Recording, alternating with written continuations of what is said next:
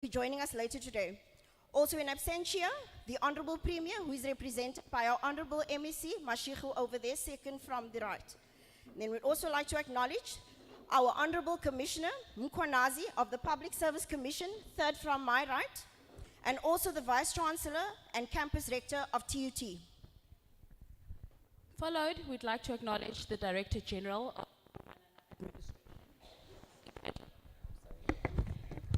the Director General of Mpumalanga Administration, seated next to the MEC Mashiko. We'd also like to honor our Director General of Public Service Commission, who will be joining us a bit later. And then we'd also like to honor the Deputy Director General, Monitoring and Evaluation, Ms. Irene Matenjwa. We'd like to honor the Mpumalanga Provincial Government Departments. We'd like to honor our Chapter 9 institutions. We'd like to honor TUT management and staff. We'd like to honor the University of Mpumalanga. And then, of course, we'd like to honor our leaders in faith and Team PSC. All right, and last but not least, we want to acknowledge you, TUT! TUT! Are you there, TUT? Okay, let's just start. You are aspiring public servants, right? So we need to get you into the groove of things, okay? So we're going to do, there's a certain clap. We call it the service delivery clap. And this is going to be your clap for the rest of the proceedings, all right? So it's fairly simple, but you can get caught out, okay? So just watch Ms. Mokwena, and I'm going to do a count, and then you need to follow, all right? It's very simple, but it's called the service delivery clap. It's very interesting. Okay, so let's go 1, 2, 3. 1, 2, 3. 1, 2, 3. 1. You got it, right? You got it, right? We're going to do it one more time. All right? Okay, let's go. 1, 2, 3. 1, 2, 3. 1. So this is the clap that we'll be using in between our speakers, before and after, and of course during our breaks. So without further ado, we would like to request the TUT band to come closer so that they can render their first item. And then directly after, we'd like to request Dr. Nechi Ombo, which is the campus director of TUT, to formally open and welcome us. Thank you. 1, 2, 3. 1, 2, 3. 1. Yeah.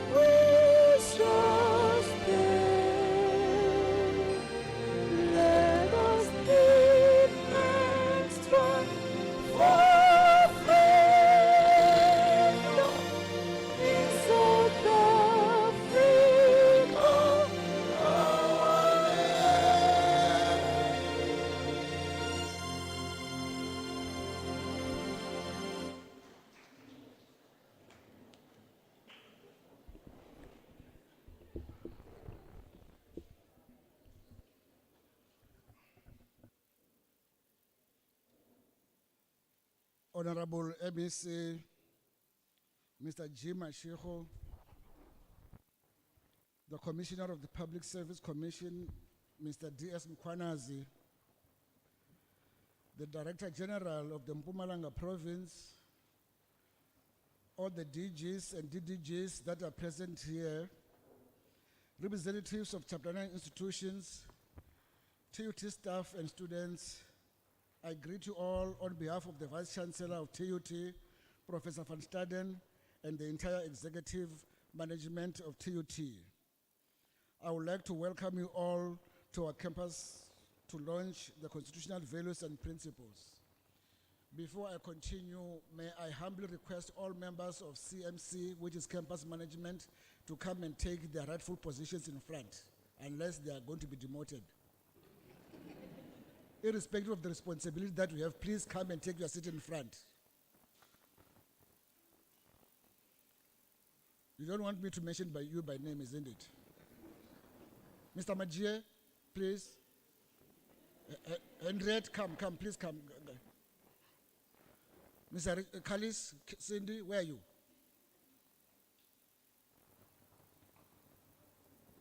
Don't disown me today.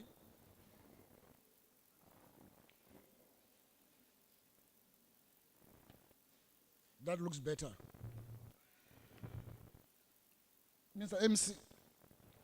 Mr. G. Mashiro, Mbombela campus is greatly honored to have been selected to hold such an august event.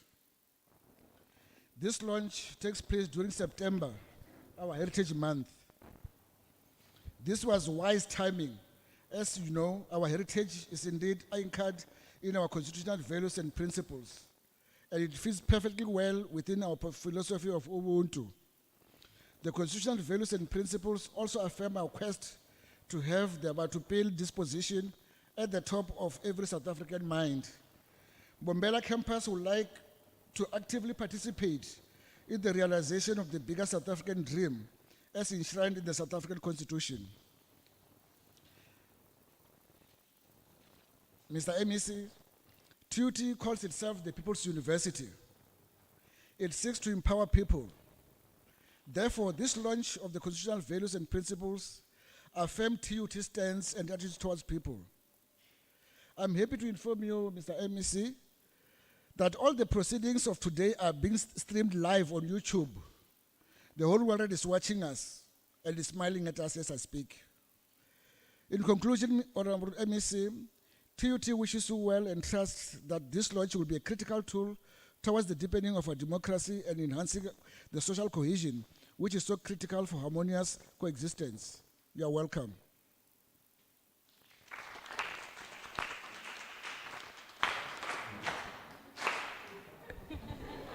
Hey, fast learners, I like that. You got it right, you remembered. Can we do it one more time? One more time. Thank you. Service delivery. Okay, we're going to call up a colleague of ours as well from the Public Service Commission, from Team PSE, Mr. Franz Dolamo, who will be introducing all our panelists today. Okay?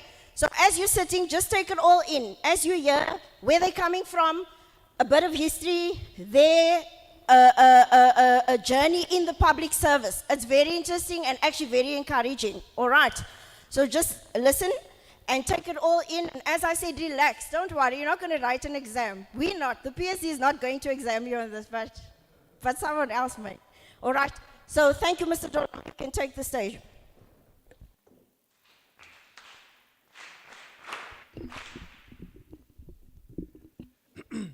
Thank you, Program Director, Mrs. King, as well as Mrs. Mkwena. Greetings to my Honorable MEC for Public Works, Vabe D.S. Mkwanazi, who is our Resident Commissioner, Dr. Netsiombe, as well as DG, the acting DG of our province, Mr. Mtlatsedi. Provincial government official, Chapter 9 institution representative, student body, as well as TUT staff. Greetings to you all. My task today is to introduce to you our panelists who will be playing a pivotal role in making sure that the launch of CVP becomes a success. Therefore, allow me on this great event to introduce to you our panelists or dignitaries. Let's give each of them a giant or warm applause of hand after going through their profile.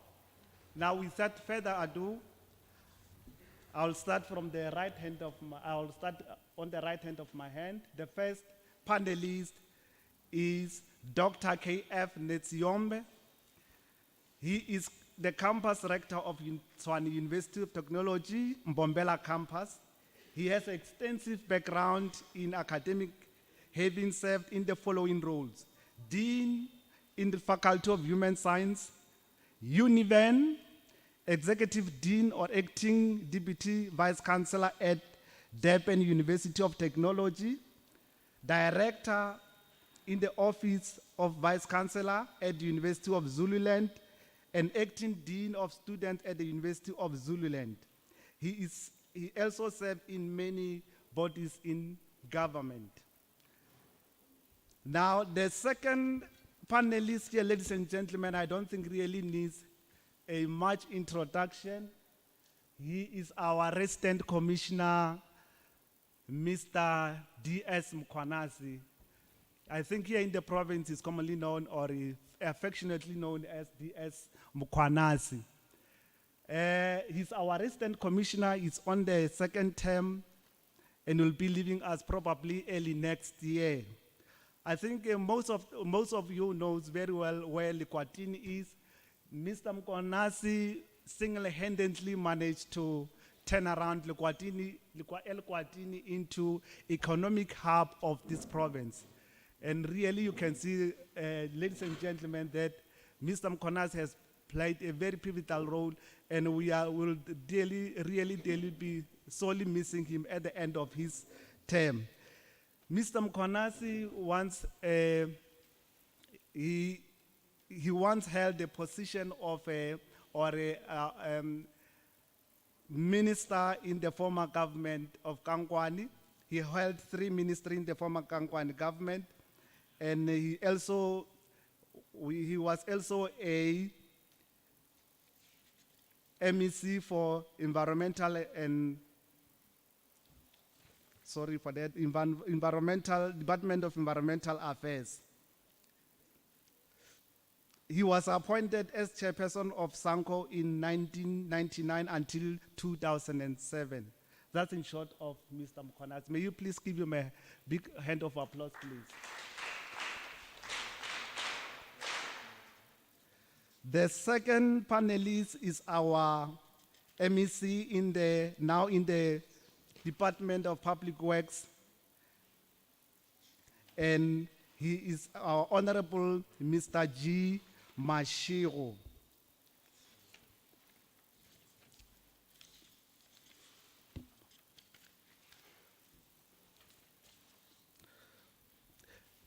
Mr. Mashiro was appointed as MEC for Health, and thereafter he moved to the Department of Works as a MEC last year, I think the beginning of the year, during the change of political leadership in our country.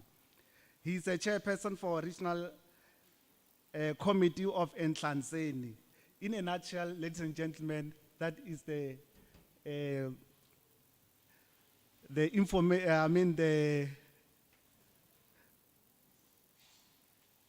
CV of our honorable MEC. Now, on the last hand, on the extreme right hand of my hand is Mr. Mkhwanazi, who is our acting Director General of our province. Mr. Mkhwanazi is presently the acting DG of our province under the political leadership of our honorable MEC, Mrs. M.R. Mutsweni. He joined the Department of Public Works from private sector and worked through the ranks and eventually appointed as head of Department of Public Works. With the change of political leadership in the country or in the province, Mr. Mkhwanazi was appointed as acting DG in the office of the Premier. That's in short of our panelists on my right-hand side. Now, on the left-hand side, I'll start with Mrs. Irene Matenjwa. Mrs. Irene Matenjwa joined the public service as senior manager in monitoring and evaluation based in Pretoria, our head office, in the branch of monitoring and evaluation. After working for GIZ, I think most of you are well conversant with the work of GIZ. It's a German development corporation. She was later appointed as chief director in the same branch. Mrs. Matenjwa then moved to the presidency, DPME, and while she was there, she applied for the current post where she was appointed as Deputy Director General MNE. May you please just give a big hand of applause to Mrs. Matenjwa. Ms. Matenjwa, just wait to the... On the extreme left, I have my provincial director, Mr. Cameron Lee Jacobs. Mr. Cameron joined OPSC, Office of Public Service Commission, in early 2014 as provincial director after a considerable time with Human Rights Commission. He is currently the head of provincial office under the political leadership of our resident commissioner, DS Mkhwanazi. His key performance area is the overall management of office in line with the mandate of PSC. And lastly, but not the least, we have Dr. Dlamini, Dr. S.N. Dlamini. Dr. Sipeto Dlamini recently joined the Office of Public Service Commission on August 2018 as the Deputy Director, Monitoring and Evaluation. He started working in KZN Province Office of the Premier under International Relations, Executive Council, Social Protection, Community and Human Development Cluster, as well as the Justice, Crime and Crime Prevention Cluster. Early this year, he joined Office of the Premier, working with Special Advisor, International Relations, Micro-Policy and Planning until he joined our Office Public Service Commission. Let's give him a big hand of applause, please. I think, ladies and gentlemen, I've come to the end of my task here. I thought maybe I'll be seeing our motivational speaker, Mr. Get It Done, but I don't see him here. But I think maybe, understand he's entering our building.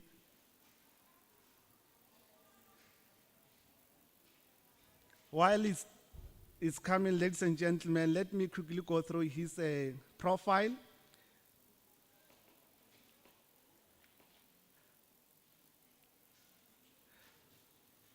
Mr. Get It Done. He's a motivational speaker or inspirational orator. He is a degree holder in marketing management coupled with various diploma and short courses certificate. He is thinker and a dynamic writer that has a way to capture the readers and thereby commands a great following. Mr. Get It Done is a member of Positive Foundation, which seeks to give publicity to positivity and make firm stands in regaining the lost position of positivity in society. He is columnist, work for SOS Children Village as well as Childline South Africa. Other works and other companies and work. He worked for Tshwane University of Technology, residence, head mentor and tutor, MSc Business College, institutional principal, PwC, attitude and development session, and track, yes, Notting House, Women's Seminars, MNO Training Conference, and TVT, Rise FM, Childline South Africa. Ladies and gentlemen, I think I've come to the end of my task. Thank you so much.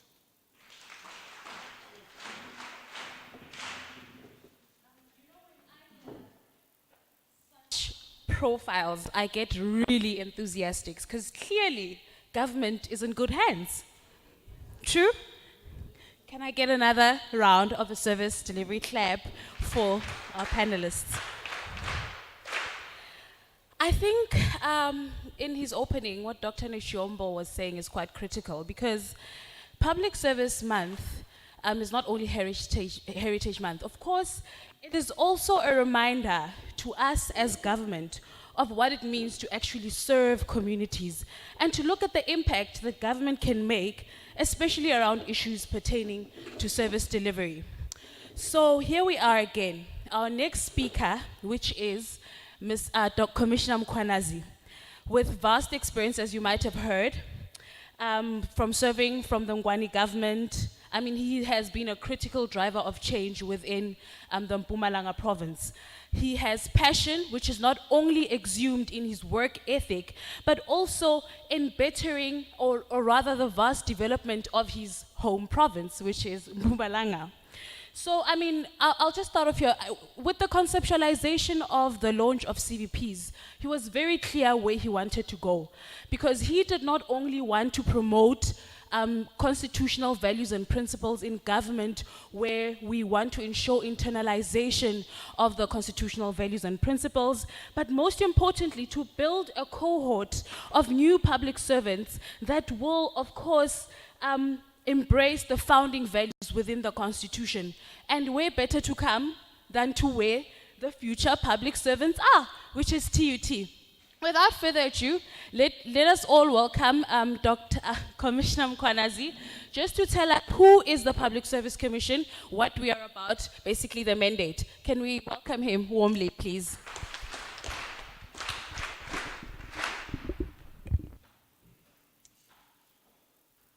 Thank you, Program Director, Judge Lehodi in absentia, MEC Mashiko, Acting Director General, Mr. Mohlasedi, distinguished guests, students, Chapter 9 institutions, ladies and gentlemen.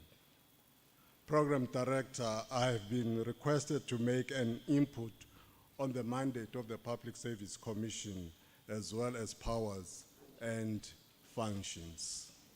Program Director, establishment and mandate of the Public Service Commission. The Public Service Commission is established in terms of Chapter 10 of the Constitution of the Republic of South Africa. It derives its mandate from Section 195 and 196 of the Constitution, which sets out the values and principles governing the public administration which should be promoted by the Public Service Commission, as well as powers and functions of the Public Service Commission. The Public Service Commission is the only body with an oversight, promotional, investigative, and directional role over the public service. Program Director, appointment and administration. All commissioners, including one per province, are appointed by the state president for a term of 5 years, which is renewable for one additional term only. Office of the Public Service Commission are in all 9 provinces, one national office in Pretoria, and one parliamentary office in Cape Town. The Public Service Commission has a total staff establishment of 297 national, from a general laborer to the Director General. And the budget allocation of the Public Service Commission is currently sitting at 297 million rand. Program Director, the government is the largest employer in South Africa, and it is crucial that the state of the public service is continuously monitored.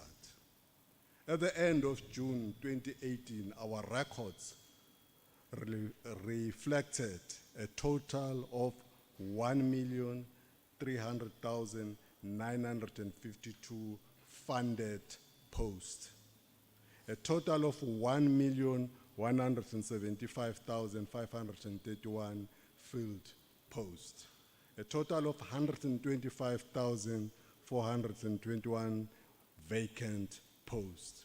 The total budget of the State of the Republic of South Africa is at 1.2 trillion. Accountability of the Public Service Commission. In terms of Section 195 and 196 of the Constitution, the Public Service Commission is accountable to the provincial legislature and National Assembly, where the public service accounts on all its activities for each financial year. This is done by submitting a Section 1964E report and quarterly reports. The mandate of the Public Service Commission is informed, amongst others, by the constitutional values and principles that govern public administration and serves as a framework that can be used by the public to assess the performance of the government.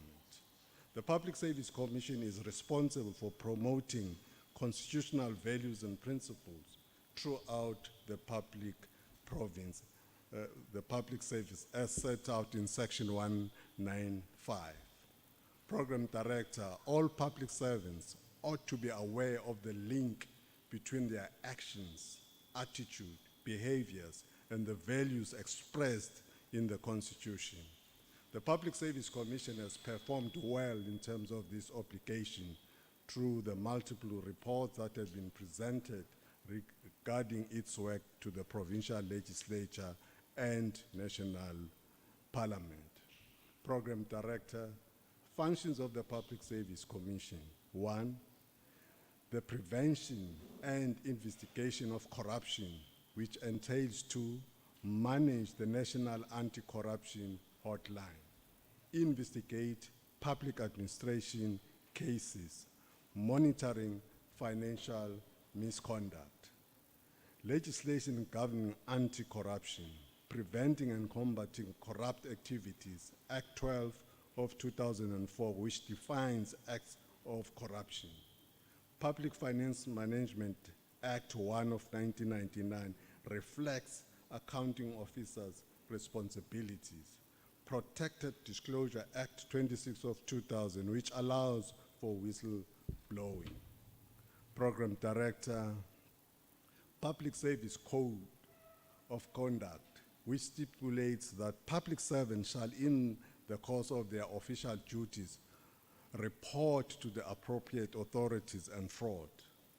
Any fraud, corruption, nepotism, maladministration, or any other act which constitutes an offense. The manager who is responsible for this section is Advocate Nalin Govender. 2, manage and investigate grievances in the public service. Investigation of grievances of employees in the public service and making appropriate recommendations and all directions accordingly. Analysis of grievances, trends within the province of Mpumalanga. Manager responsible, Ms. Carol King. Financial disclosure framework. The objective of the financial disclosure framework is to assist the heads of department and executive authority to identify and manage conflict of interest among designated employees, both senior managers and middle managers, as well as those working in finance section. Manager responsible, Mr. Franz Dolam. 4, monitoring and evaluation. Activities of monitoring and evaluation in terms of the Public Service Commissions, among others, are to ensure performance agreements and evaluations of heads of department are conducted timelessly, to inspect schools, clinics, South African police services, border gates and schools, etc. Report produced by the research section, M&E, unpaid invoices within 30 days. Evaluation of recruitment and selection in Mpumalanga provincial government. Learners, teachers support material in Mpumalanga. The manager responsible is Ms. Sonia Mokwena and Dr. Dlamini. In conclusion, Program Director, The Public Service Commission has noted with concern the resignations of Director Generals and heads of departments in the last 20 years. It is in this spirit that the Public Service Commission has developed a discussion document to reflect on the transformation journey of the past 20 years leading to the Vision 2030 as stated in the National Development Plan. Program Director, the Public Service Commission is confident that the body of work that it has already generated since its inception will influence stakeholders to the appropriate steps to ensure that the work and the impact of the Public Service Commission continues to grow within the public service. Finally, I will now introduce to you the team PSC Mpumalanga Provincial Office. I will start with Cameron Jacobs, who holds a master's degree in public policy from the University of Stellenbosch. Cameron, are you here? Carol Nkos, King. Carol King, who holds a master's degree in labor law degree from the Nelson Mandela University. Carol, are you here?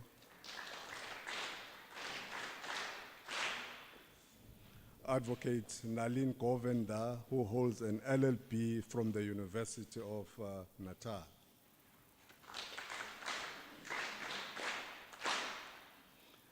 Dr. Dlamini, who holds a PhD from the University of KwaZulu-Natal.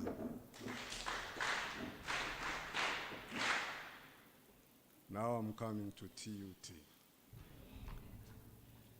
Andile Mabilane, who holds a BTech in public management from TUT in Bombela campus.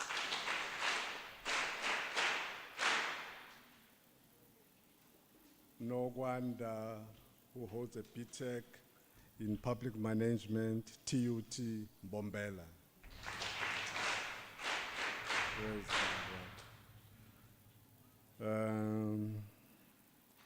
Sonia Mokwena, who is a current master student in public policy at VETS.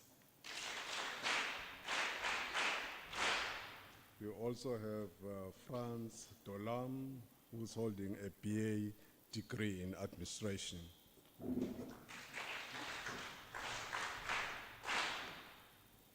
Oh, bangifakile nami. DS Mkwanazi, BTech from UNISA.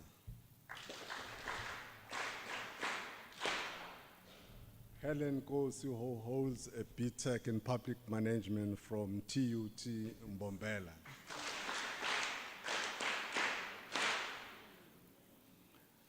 Program Director, we are ready.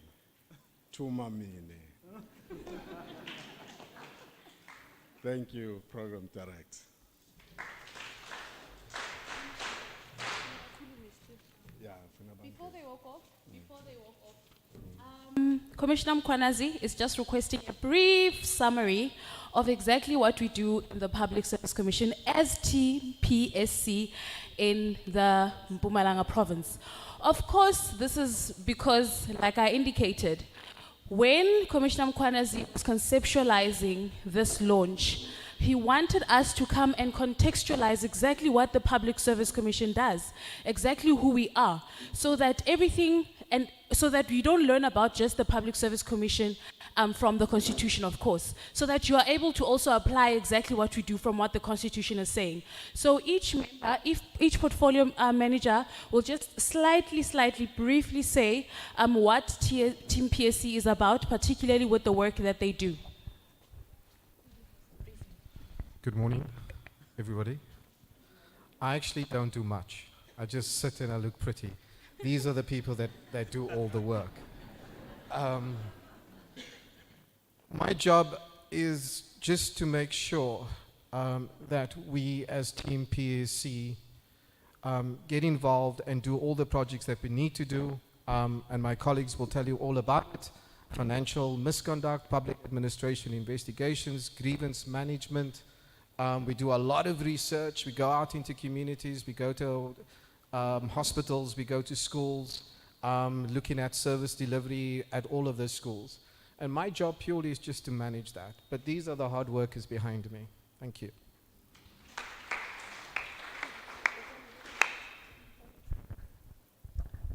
Good morning, everybody. My name is Nalini Govender. I'm responsible for public administration investigations in the province.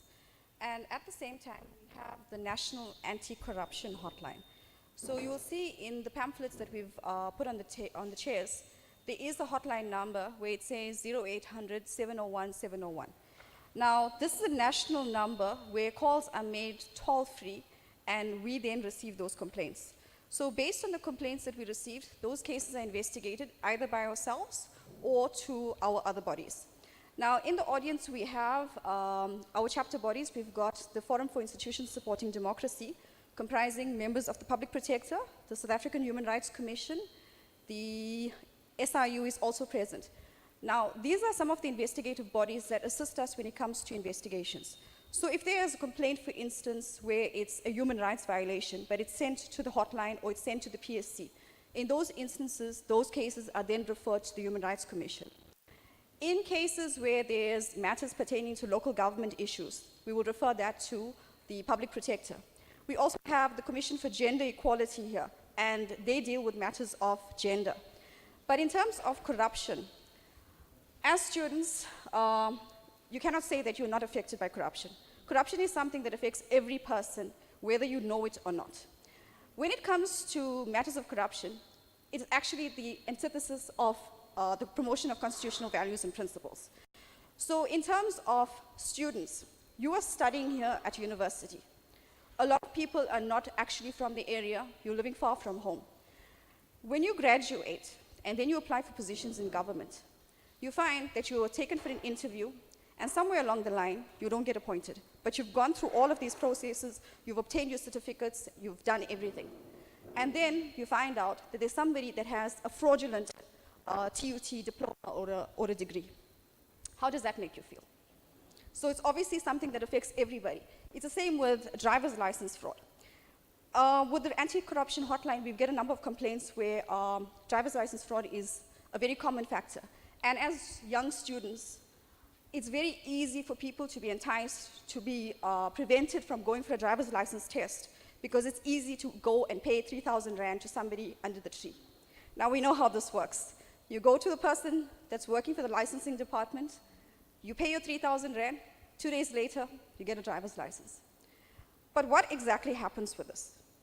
You get a situation where people that have fraudulent licenses that are employed in government departments, because the requirement says a requirement is a Code 8 driver's license, people are buying their licenses, getting employed, and then smashing government vehicles. Now this is where we have the issue of fraud and corruption escalating, because now it's abuse of resources, it's money that's supposed to have gone to other areas that are now lost as a result of fraud and corruption. So I'm going to end there, I'm not going to go on too much, but that will be a little bit of a lecture in terms of how fraud and corruption in this province is tackled by the PSC and our chapter bodies. Thank you.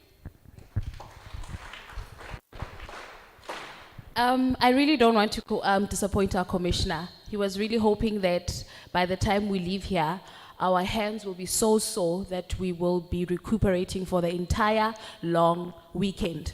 So can we have another round of a service delivery clap for the presentation by Ms. Govender? Thank you. Up next, Mr. Dolam. Thank you. Ladies and gentlemen, my responsibility in the Office of Public Service Commission in Mpumalanga is professional ethics, which comprises of financial disclosure as well as code of conduct.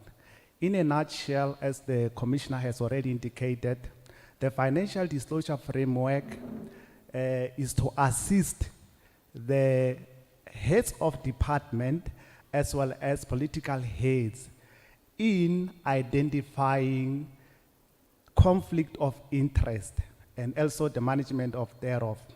Now, all SMS members in the province are obliged or expected in terms of legislation to submit their financial disclosure. In other words, their financial interest. In other words, this means if you have a house, if you have a company, if you are doing business with the state, you have to submit to Public Service Commission. Now, in turn, the Public Service Commission scrutinizes your financial disclosure. Firstly, we must first comply with the submission of financial disclosure based on legislation dates. And thereafter, we compile a fact sheet, and then we'll be in a better position to know who has not submitted the financial disclosure and the consequences thereof. The reason why we are submitting the financial disclosure to Public Service Commission is to minimize or mitigate the level of corruption in our country. As we have already indicated that our country is in a very bad position when it comes to issue of governance. And the last thing I'm entrusted with is the promotion of code of conduct in the provincial administration, which has to do with encouraging the official of the government to come to work, to observe working hours, dress code and all the stuff, so that at the end of the day, we act ethically. Thank you so much. Thank you. Did we not just bring a whole newspaper article to the students of TUT? Dr. Nishyom, I think we should be getting 80% for the exams for public management. I think so too. We just brought a whole Chapter 10 Constitution to the students and a daily newspaper, because I'm sure, because we started early, we might have not read the newspaper for today. So up next, we'll have Dr. Dlamini briefly about monitoring and evaluation. Thank you, Program Director. I'm not sure if I'm going to be brief because I'm so much passionate about what I do. My name is Petfo Dlamini, and I'm responsible for monitoring and evaluation and research as well. Can somebody tell me, is anybody who's confident enough here amongst the students to tell me his or her understanding of research? A quick one. Anybody? Okay, by the end of this presentation, you will have an idea. And I thought to myself, it would be quite interesting to give you an example of what monitoring and evaluation is all about. But now, of course, I'm worried because my DDG for M&E is here. I'm hoping so much that I get good marks for this explanation that I will do, a cum laude or something. Assuming the Vice-Chancellor of the university has a problem with the passing rate of the students, for example, in the institution, and the Vice-Chancellor then, through the Office of the Commissioner, calls us and say that, Commissioner, can we have your M&E team to come and assist the university with the passing rate of the university, because we seem to have challenges. Maybe the failure rate is quite high. And then the commissioner is going to call our office or us as M&E experts and say, guys, there's a problem in the university, can you go and assist? And then we come here, and then we're going to do what is called a research. We're going to call 300 students, bring them together, and the idea is to try and find information, isn't it? So that we can find out what is the reason. So one of the reasons why M&E is done is to have information, have findings, and also have solutions, isn't it? So we bring all the students together, and for example, let's say one of the reasons why the students seem not to be doing well is because of the kind of lotion that they use after taking a shower, for example. Right? So we call the 300 students, and then we find out, so which lotion do you use? Somebody will say Vaseline. Which lotion do you use? Somebody will say glycerin, and all the different kinds of lotions that are used. And then once we realize that we have all the findings, and we note that no, those ones who seems to be passing are using glycerin, né? And the ones who are using don't seem to be doing well. What do? Me and my colleague, we go back to the commissioner and say, Commissioner, we have our findings now. Can we set up an appointment to meet the Vice-Chancellor? Isn't it? Commissioner says, go ahead. We come to the university, Vice-Chancellor, we have our findings. 90% of your students that passes are basically using glycerin. Then the Vice-Chancellor will be like, Okay. And then he's going to write a circular quickly, bring back all the students. Hey, anybody who's using Dawn from now, you're doing at your own risk. Because we have the findings from the Public Service Commission, the M&E department, and they are saying that those who seem to be doing well are using glycerin, isn't it? And then the Vice Chancellor will give a call, for example. I told you I won't be brief. And then the Vice Chancellor will call SPA and say, please order more glycerin there. Why? Because of the findings, the information that we have basically gathered, and the data that was analyzed. In short, or in a nutshell, that is what the Office of the Public Service Commission, M&E unit, is responsible for. Thank you. I think that was the most practical explanation of what research is. I think, Dr. Lamin, you missed your calling there. You should have been my lecturer for research. I probably would have been 100% student. Just briefly, just to give maybe a background of some of the projects that we've done as monitoring and evaluation and the research unit. We go to schools, we do announced and we do unannounced visits. This could be schools within the Mpumalanga province. So we go and check the availability of learner teacher support material. This is schools from all quintile levels, particularly looking at the poorest, which is your quintile 1 schools, moving up to your quintile 4 schools. So we get there on unannounced visits, we get there, we check what have you ordered, what is available, seeing that it's the first day of school, why are the books not available today? Because learning and teaching must commence from the first day of school. So another example, of course, is that we do other types of inspections that the Commissioner referred to. We've done inspections at hospitals, we've done inspections in clinics, we've done inspections at SAPS offices, and of course, again, we've done inspections at ports of entry, which are your border posts. Specifically, we've done Limbombo and we've done Oshuk. We have also done an evaluation of recruitment and selection, which gels well with what Advocate Nalini Govender was referring to.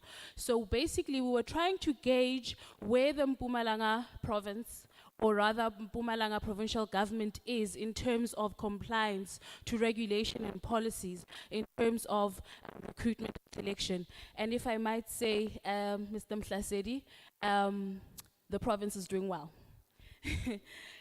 We've also done an evaluation on unpaid invoices. As you might be aware, the PFMA regulations talks to payment of invoices within 30 days. So obviously, if you have invoices that are not paid within the stipulated time, I mean, if you have invoices that are sitting at more than 30 days, 60 days, 90 days, it has an effect on small, medium, and micro enterprises, which are your SMMEs, which struggle to pay their creditors, they struggle to pay their staff, and ultimately they collapse. So obviously, compliance to that regulation is quite critical. And what is of more importance, which of course Ms. Matenja will elaborate on a bit further, is the evaluation on compliance with constitutional values and principles. Now, this is a study, a flagship project that the Public Service Commission will be embarking on every financial year. So basically, this study will basically look at the Mpumalanga province in terms of the governance, basically gauging where exactly they are in terms of compliance to all the 9 values and principles that are entrenched in Chapter 10 of the Constitution. Of course, I won't delve into that because Ms. Matenja will do that for us. Up next, and lastly, before she introduces Ms. Matenja, we will have Ms. Carol King, who is the responsible manager for grievance management. Thank you. Thank you, Ms. Mokoena. Can we have a service delivery clap, please? All right. Okay. So now you've heard all the respective portfolios, and I'm sure it's eye-opening for some of you, because for some of you, you may never have known who the Public Service Commission is, right? So now at least you know what this constitutional body does and the different pillars that fall under it. Okay. Mine is, I fall under what the branch is called leadership management practices. And under that, under the Chief Directorate, which is called Labor Relations Improvement. So as an oversight body, you can see the word improvement is very important and it's very critical. Because as an oversight body, we look from the top what is happening and what the problems are, and we analyze those trends. But the first and biggest thing that we do is to investigate grievances. For those that are not familiar with what a grievance is, it's an official act or omission by the employer which adversely affects you. So I'll make an example and I'll bring it home a bit. If, let's say, for instance, you, an employee of the Department of, let's call it water, just the Department of Water, and you have a grievance relating to, you were placed on precautionary suspension. In fact, let me make an example without referring to a specific department. We had an example, let me make this example of drivers who were placed on suspension, okay? Now, there are certain rules in law that you need to comply with. There's a framework within which we operate as labor relations improvement managers. So what happens is, what happened was, these people were placed on suspension, okay? They were placed on precautionary suspension, but the audi alteram partem rule was not acknowledged, okay? It was not applied, and therefore, procedurally, the suspension was unfair. So those are the kinds of things that we deal with. We also deal with issues of filling of a post. Perhaps you applied for a position, you went to an interview, and this example was also made by Advocate Governor, but slightly different.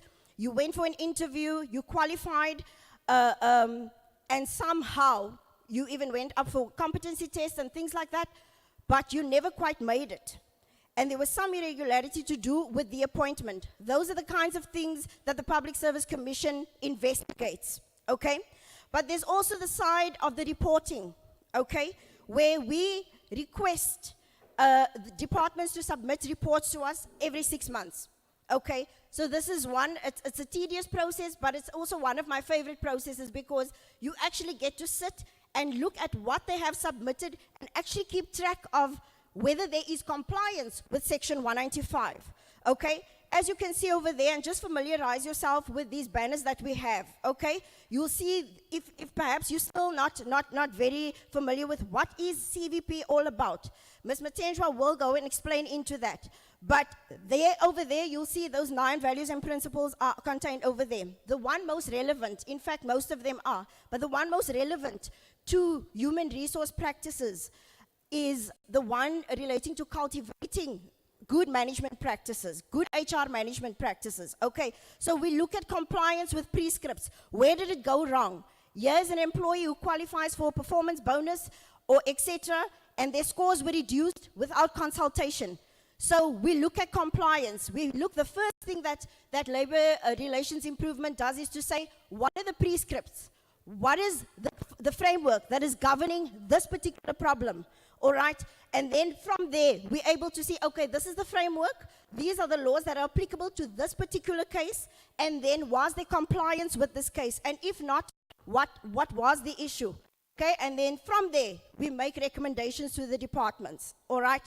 So you may ask, okay, what is the difference between you and a bargaining council and other tribunals such as the CCMA and so forth, and the relevant bargaining councils, because there are different ones respective to the particular sectors, okay? I know it sounds a bit high up, but stay with me, right? I'm almost done. And so ours is slightly different. And why I say this is, when you go, I'm just going to say it, I'm just going to break it down clearly, simply for you, and simplify it for you, is that when you go to a bargaining council, you get there, you lodge a dispute. You've already lodged a grievance internally, and you remain dissatisfied. But when you go to a bargaining council now, you get there, you lodge the dispute, and it's what you can prove. It's what you can prove. It's what you already have, okay? So you need to have your facts. You can't just come in there and say, I know, I was number 1 in that interview, but they never took me.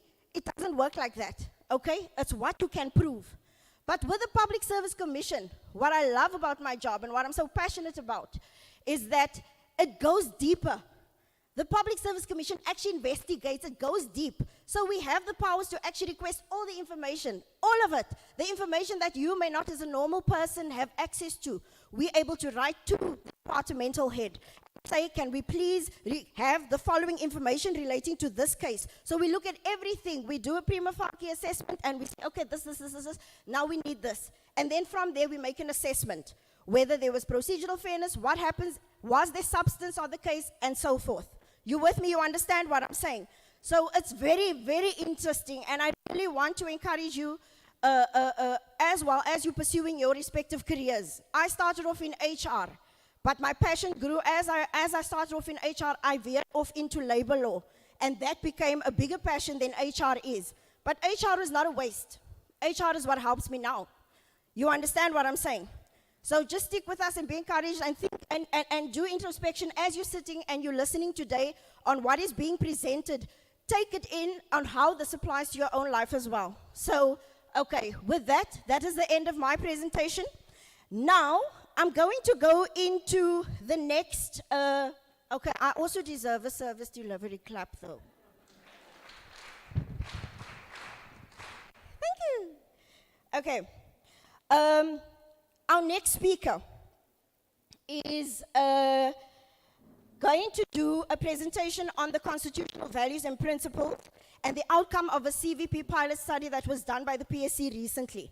Now, I want you to really be captivated. Okay, this is now we're getting into the things now. This is what we call Sichinchi Gengo. We are changing the gear. Okay, so be attentive. This is very interesting. But before even I call up our speaker, I also just want to mention, I noticed that there are some red t-shirts around, and I was so encouraged because I'm very passionate about mentorship. And I see we all have all these mentors placed all around the campus, and it's so encouraging to see. Because for me as well, you never stop learning, okay? I've been a public servant for 30 years, but when I joined the Public Service Commission 4 years ago, this was one of the people that also mentored me, all right?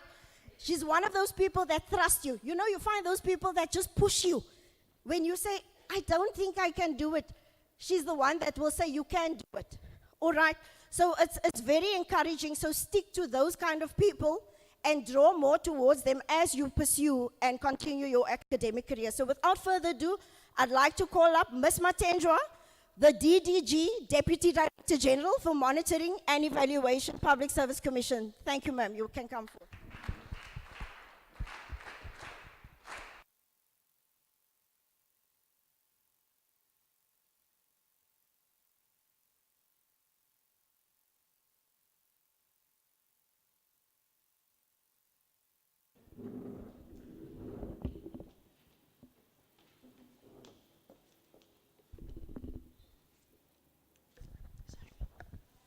Can you hear me?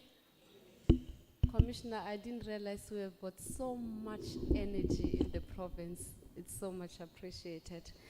Program directors, leadership of the TUT in Mpumalanga, MEC Mashego, institutions supporting democracy, representatives thereof, DG of the province, and senior managers with us here today, distinguished guests, students, all protocol observed. My name is Irene Matendra from the Public Service Commission. Can you switch it off? Okay. My name is Irene Matendra from the Public Service Commission. I'm based in head office in Pretoria, but today I'm very much excited to be with you because I'm not only in Mpumalanga, I'm actually at home. I come from Bushbuckridge. So I feel very much at home today.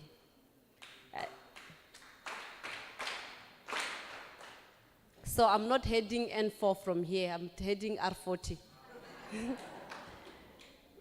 Okay. The purpose of today really is to promote the values and the principles.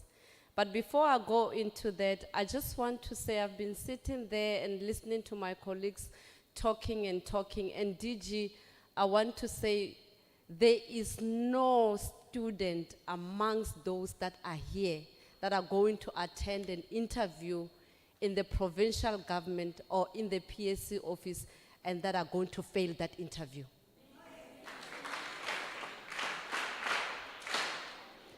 Because if it so happens, you were not listening. If you go to an interview, and please do check on your friends when they say they're going for interview and ask them, did you get the job? If you fail that interview, then you are not listening, because this is about public administration. They've touched on PFMA, they've touched on Public Service Act, they've touched on good human resources, ethics, and all of those management practices that we're dealing with in public administration. Now, as I said earlier on, our business here today is to launch the CVPs, because really, it's to promote the CVPs, because really the launch of the CVPs came into effect when the Constitution was promulgated in 1996. The things that we'll be talking about here today in the Constitution.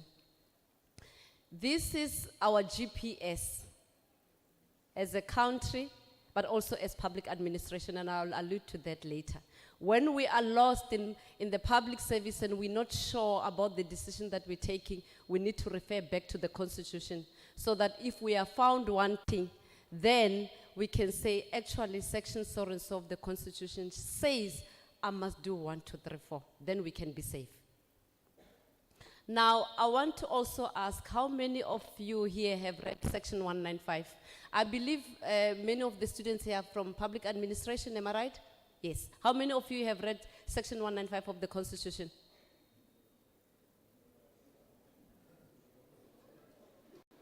None. Now, I want to also challenge the academia. It can be, because those are principles governing public administration. And I'll challenge you later again. Also, may I find out how many of you here have gone? There are 3 stories that we're going to talk about today. There's a story of gratitude, there is a story of hope, there is a story of despair. How many of you have gone into a service delivery site, whether it's a hospital, or it's SASA, or it's Home Affairs, and you walked out and you felt like, I was in a government institution and I was served so well by my people? How many of you? Don't mourn, hey, raise your hands. Those that says, that is a story of gratitude. Raise your hands and say, you know what, I walked out of there and I felt like, yes, this is my government. They are serving me. And they're being paid from my taxpayer. How many of you? Raise your hands, please, very quickly. Okay, is you still, okay. So we have got only 2 people, DG. And then, how many of you have got a story of hope that says, you know, things are not really so well, but it's not so bad? Things can improve, actually. How many of you? I see a couple of hands. Please raise your hand. I'm not going to ask you a further question. Yours is just to raise the hands. In fact, you are worried that I'm going to call you to the front and pray for you. I'm not going to do that. Okay, please raise your hands up. I want to see this story that we're carrying in Mpumalanga. Okay, a couple of hands, but still not enough. How many of you are saying the story is a story of despair? Things are collapsing.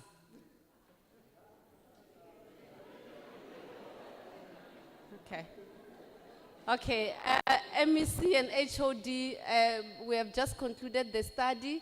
The results you could see for yourselves, and we will do the recommendations. Okay, let's get down to business, colleagues.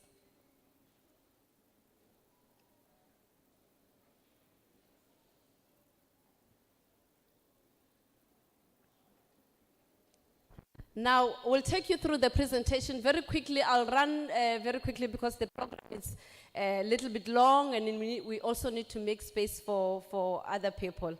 We'll take you through the problem statement, what we think is the problem statement, these values and principles that we're talking about, the objectives, progress, the evaluation tool, and then we'll do the conclusion. Now, this work that we're talking about is not necessarily in the Public Service Commission. I'm really struggling here with, is it this mic or? Maybe if we can put it a little bit far. Thank you. this work is not necessarily new that we are doing. We have been doing it since the establishment of the new Public Service Commission in line the new dispensation. As you know, that the Public Service Commission was established in 1910, and then with the new democracy dispensation, it was given a different role as opposed to the role that it used to have previously. But there are a couple of things that have really worried us as Public Service Commission, and I want to reflect on the issues that my colleagues were talking about.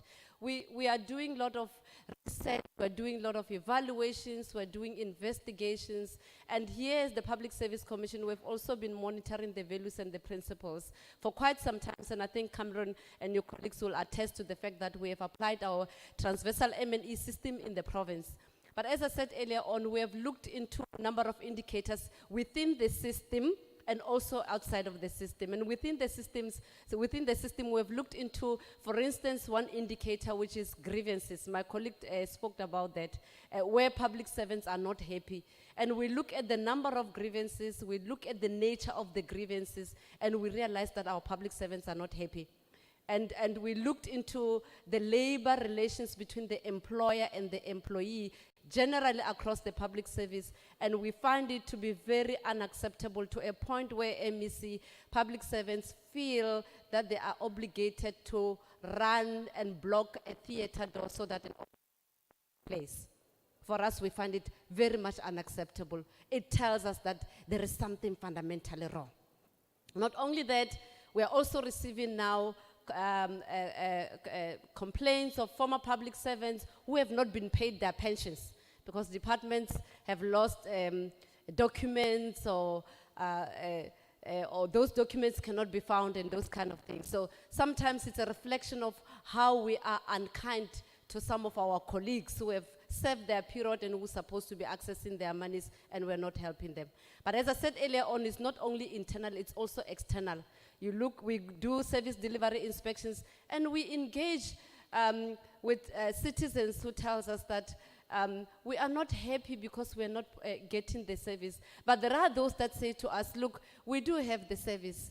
We do have school nutrition program is running. We do have learner transport is running. But the quality of the service and the manner in which public servants engage with us is totally unacceptable. Something better could be done. The major service delivery disasters that have taken place in our country, such as Esidimeni and state capture, those actually, they speak for themselves. Now, out of all of that, we've been sitting down and doing observation and thinking and pondering as Public Service Commission that where could we have gone wrong and what is it that we need to do. Now, one of the things that we have looked into is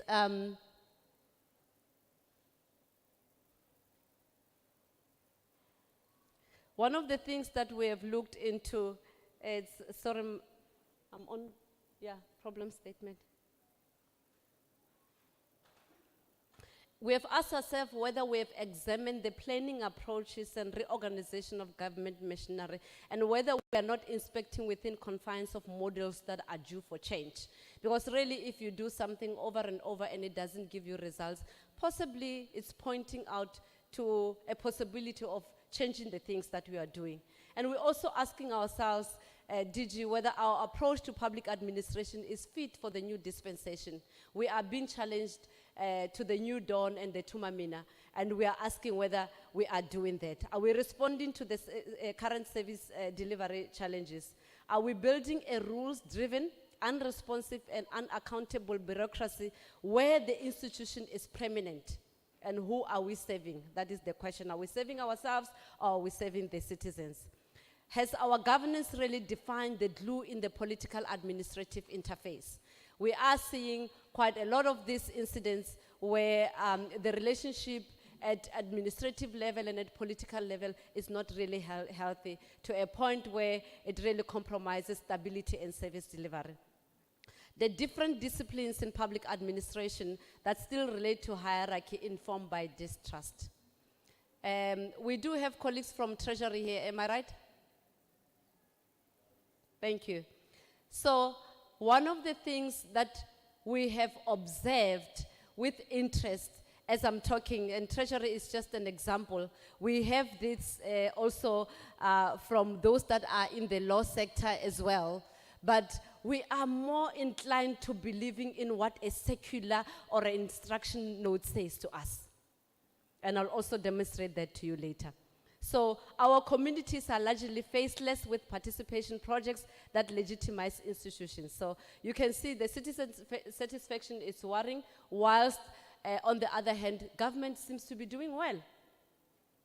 And we have asked ourselves whether there is actually scope to think outside of the preconceived planning frameworks and imported intelligence. Now, an example is we went to Steve Biko Hospital, and we got an opportunity of engaging with one surgeon who told us that he had to postpone a surgery, a heart surgery. The reason being that he did not have the valves to operate and to put those, because the SCM told him that they were still. And we went and engaged with the SCM manager, and the SCM manager told us that, Sis Irene, you see the PFMA and the regulations and the policy in the hospital says we get medical supplies once in 2 weeks. So I've ordered the valves. I haven't received them. And we're sitting, we're asking ourselves, are you being responsive to the needs of the people? And all what we're asking from public servants is, can we be adaptable? Can we be flexible? Can we really think beyond what is in the policy? We're not saying break the policy. No, that's not what we're saying. We're saying when somebody is supposed to go for a heart operation, you don't have the valves, phone George Mukari Hospital, okay? Phone Baragwana Hospital, get somebody very quickly to go and get those valves so that the valves are available and the citizen can be operated. That's all we're asking. But you can't be telling us that, no, I order within 2 weeks and then I have to wait for 2 weeks to get the valves. The poor citizen had not eaten. Their family has been praying all night long. Come morning, the surgeon is ready. Everybody, the theater is ready. The valves are not there. The operation is postponed. And somebody else's life is in danger. So those are the kind of things that we are saying. Can we think beyond what is in the policy, what is in the prescript, so that we can respond to the citizens' need? Can we be agile? Do we even have the right work ethic in the public service? MEC, we complain most of the time that there is no political will. Do we have the administrative will? Do we come to work? Do we do what we're supposed to do? Do we earn our salary, or we come in, sit there, wait for knock-off time, go home, and then we earn a salary end of the month? The disjuncture, as I said earlier on, between institutional compliance and due diligence and citizen satisfaction is worrying. Now, you look at its effect. Our health sector across the province, largely, it's in problems. But we see clean audits in some of the health departments. And we worry when we're sitting there as Public Service Commission. How can you get a clean audit when then SDMNI pops up? How did it happen? I mean, we're seeing provinces that are subjected to Section 100 intervention. When we have got top administrators in the province, when we have got all governance systems and machinery that are supposed to deal with those things. And those departments, they all get clean audits, just as an example. How does that happen? The discourse is developmental, but our public administration is still stiff and archaic. So the question is public administration rules-driven or values-driven? The emphasis should be on a values-driven public service that take cognizance of the fact that regulatory frameworks exist to enable service delivery and impact on society. Now, the writers of the Constitution had it very well. If you look at the preamble, first and foremost, they spoke about the injustices of the past. We honor those who have died for this country. We respect. We do all of those. Then we go to Section 1. We talk about human dignity, so on and so on. We'll talk about that later, so that we can deal with these problems. No matter what kind of solution that you can put in place, if it's not advancing the Constitution and the objectives of the Constitution, it's not helping us and it's not helping our society. Sorry. Now, the NDP is clear on the packaging order. The plan revolves around citizens, not around public servants, not around departments. The plan revolves around citizens so that we can intervene and correct our historical injustices, working together to solve our problems. If we're not doing that, then we are doing our own business. We are saving ourselves. We're not saving the citizen. Now, what are these values and principles that we're talking about? And I want the students again to listen carefully, because these are the things that are going to be in the interview question, okay? Some of the few first questions that we're going to test you on are here when you come to the public service. Before perhaps I start with everything else, you will see that there are words that are marked in red, eh? So this for us is what is called good governance.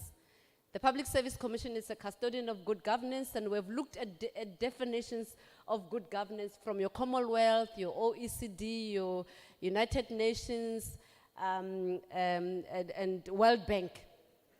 And all of them, they've got their own definition of good governance. But all of them, again, they converge around rule of law. They converge around being responsive to the citizens' needs and allowing citizens to participate in policy making, accountability, and transparency. For us, these are in our constitution. We don't need to look anywhere else. People are grappling elsewhere in the world looking for these things. Here in South Africa, we have these things in our constitution, good governance.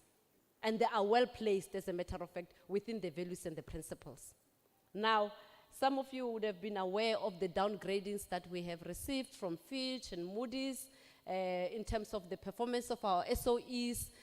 Largely, and as an example, ESCOM, which brought about the downgradings for us, is because they were struggling with issues of accountability and transparency more than anything. And as we're talking now, they've been given a mandate after the Davos meeting to work on issues of transparency. Let's start with the founding values. The founding values are about human dignity. The human dignity issue, it's something that connects all humanity. NgesiZulu kuthiwa umuntu ngabantu. So the issue that we're talking about, Batupile, and why we're struggling, the crux of it is in the human dignity. MEC, I'll refer again to the Zulu expression, and I think it's a Swati expression. Sithi umuntu loya uyaphila uma ngabe enza izinto ezinobuntu. Angithi? Sithi hayi lo usibani naye umuntu loya. Hayi uyaphila impela. Angithi? Uma angayenzi ngakho sithini? Akunamuntu lapha. Angithi? So, uma ngabe thina singebona abantu in the public service, we are not going to serve abantu kahle. Says on?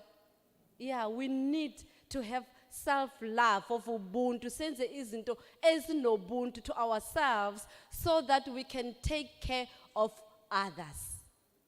Because largely it's a reflection on our own selves. Then, uma ngabe siphuma lapha esibhedlela noma yini sithi akunabantu la. Because of the service that we have received, angithi? So, ngiyacela to my future students ukuthi uma ngabe nifika, don't leave this ubuntu. Nifike nabo for public service. Sezwana ngithi bantwana bami? Please.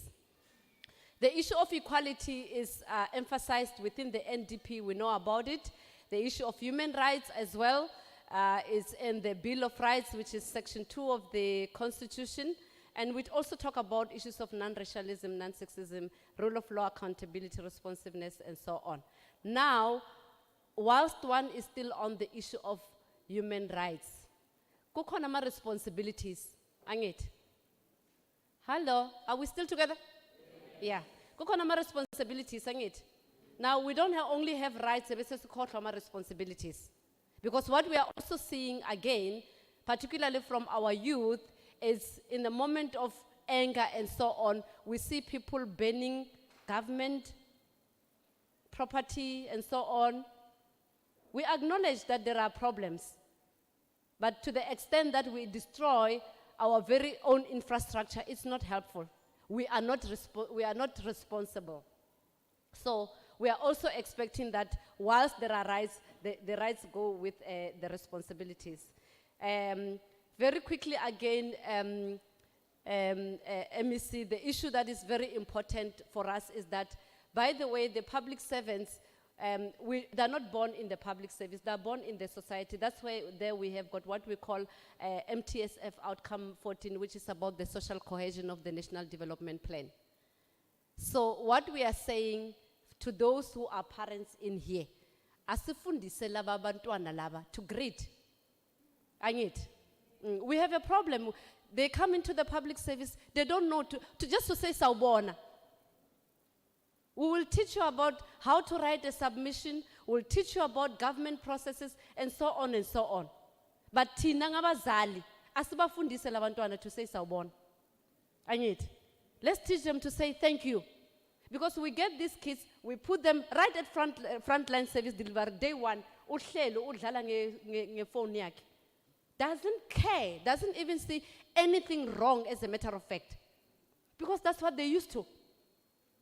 Uma ngabe bephuma labantwana, and I'm talking to parents now. Uma ngabe bephuma labantwana, and I'm talking to you as well as students. Uma bephuma abantwana, asibakhumbuze ukuthi uyosebenzela umphakathi mntanami, uhloniphe lo mphakathi. Because we can't be sitting here and talking about these public servants during public service months and say there is a story of despair, there is a story of whatever, and we don't take a reflection onto ourselves. So asikhumbuzaneni ukuthi uyosebenzela umphakathi, uhloniphe umphakathi. You are being paid from the mphakathi's pocket. Greet those people. No matter how difficult, some of the citizens are going to be difficult with you. That's the nature of the job. Greet them. When they finish, ask them, are you satisfied? Is there anything that I can do for you?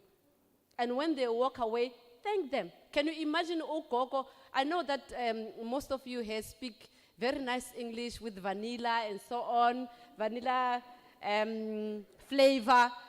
And kufika Gogo Omakumalo, who doesn't even know how to speak English, who doesn't know anything, ufuna usizo gwena.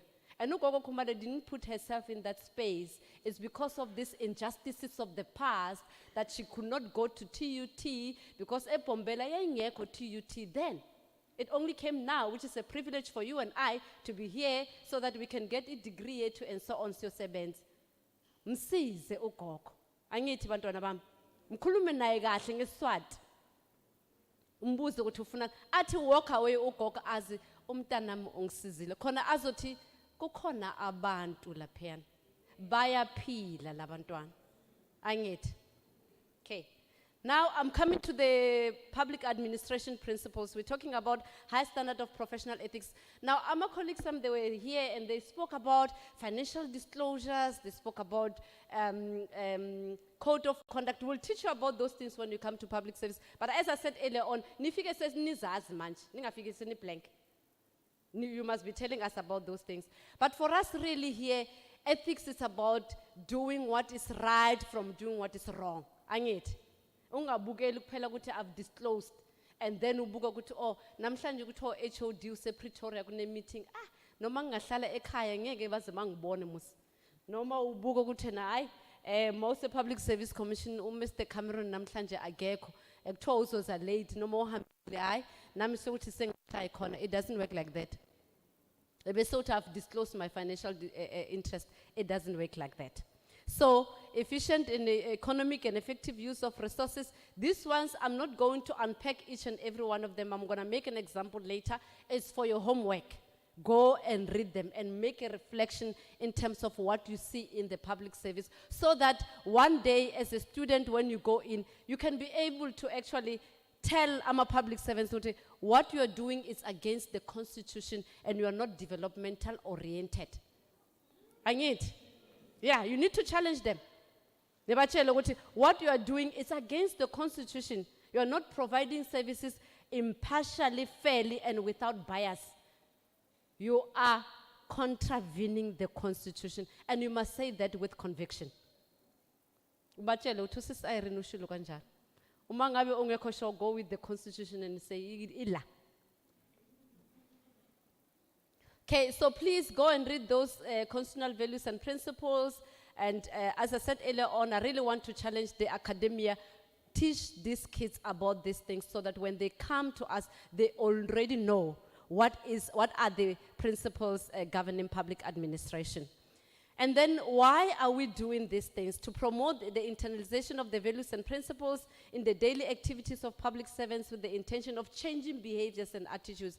Ladies and gentlemen, I said the other day as I was presenting this that if we can see attitudes of public servants, even if we don't have enough budget, we don't have money to do certain things, I'm sure that day I'll take my bag and go home and retire. It is secular, it is severance package, early retirement. I will take that and say at least our attitudes, they've changed. But we also want to build a cohort of public servants that embrace the values and principles. And I also want to challenge the academia to help us define who is the public servant in the context of South Africa. Ungathi mawubona ukuthi i-maths ne-science yakuhlula bese urana ukuthi public administration because qualifier in terms of points. It doesn't work like that. Because you wanted to become a doctor, kahle kahle. Okay? You wanted to become an engineer usebenzele group 5. And then ama points asengahlangani bese ubona ukuthi hey ngoba akahlangana ama points angiranele ngapha ku public administration. Because here we want people who are going to serve. Okay? Yeah. Uma ufuna ukuhlala in a 25th floor in Sandton, usebenzele Coca-Cola and not mingle with the poor people, but in Nkomazi rural area because you can't associate with them, or you go to Rob Ferreira and you realize, hey, no, I'd rather be at Mediclinic, leave public administration. I'm challenging you now. If you feel good, lento le ngathi akuyona yami. Yokuzosebenza nogogo khumalo laphana bafika laphana bangekho ezingeni. Just leave. Ngeke izisebenze. Don't work. You're wasting your time and you're wasting government's time. Hamba khona Sandton la khona I saw very nice buildings, private sector. You can work there. Akuhluphi. Because here we want people who will have sympathy for the poor. People who will serve the people with their hearts. I need. So going back to my challenge, to the challenge that I want to put across, I want the academia to help us. When we engaged with the colleagues from India, they said a public servant in India is somebody who understands the socio-economic injustices of the people of India. Uma unga understand ukuthi India isuka kuphi, isafarishe kanjani during colonialism and so on to where it is and where it's going. Sorry, thank you very much. With your engineering degree, with whatever, go to the private sector, asikfundla. Because you're not going to help us to advance lento sifuna yangit. And Tinage, our mandate is very clear in terms of transforming the country and transforming the public service. I'm not going to go through all of these issues, but we also do evaluation in this aspect of the values and principles. The idea really is to determine how institutional processes can be changed to make sure that public service is value-driven rather than by laws and regulations. And ngicela ningizwe kahle ningaphumi la nithi usisi Irene uthe yazi iPFMA ne Public Service Act ne ma regulations awasekho important. No. We need to have those regulations that are very important. We need to abide by them. But what we're saying is that buka is situation okuyona, be adaptable, be flexible, abanye bathi think out of the box, without breaking the rule and make sure that service delivery is not compromised. I'm gonna go past this slide. We have already, in the new mode of doing things, piloted the evaluations. And I'm going to touch on some of the things that we are finding as we are evaluating. So take public administration must be accountable. We have got institutional accountability processes such as your performance management, your annual reports, external accountability to citizens, which I said citizens are not happy. We have got the governance and accountability structures. But what we're finding is that the NDP still laments that despite the formal system of annual performance plans, performance agreements, and quarterly performance, accountability has been eroded. It's in the NDP. Why is accountability eroded when we have put so much? Because a large part of accountability is in the human value of taking personal responsibility for quality of your work and your conduct. It's not in 3 months' time sitting with your manager or 6 months' time sitting with your manager, ticking whether that launch of the CVP has taken place. The issue here is not just about efficiency, but impact. So what at the end of the day? Again, the high standard of professional ethics, we find it to be still defined within the context of the management practices such as RWAPs, management of sexual harassment, and so on and so on. And in our pilot in social development, we were wondering whether one shouldn't be really expecting that how social workers, social work auxiliaries, community development practitioners, and community development workers deal with clients and vulnerable people on daily basis. Shouldn't that be part of their adherence to the high standard of professional ethics? So, ngihleli ofisini, and I'm like, I've requested to do additional work outside of my job that I paid for, therefore I'm ethical. It can be. We need to go beyond that. And this applies to each and every environment. How a nurse treats a patient, how a teacher treats a learner, and so on.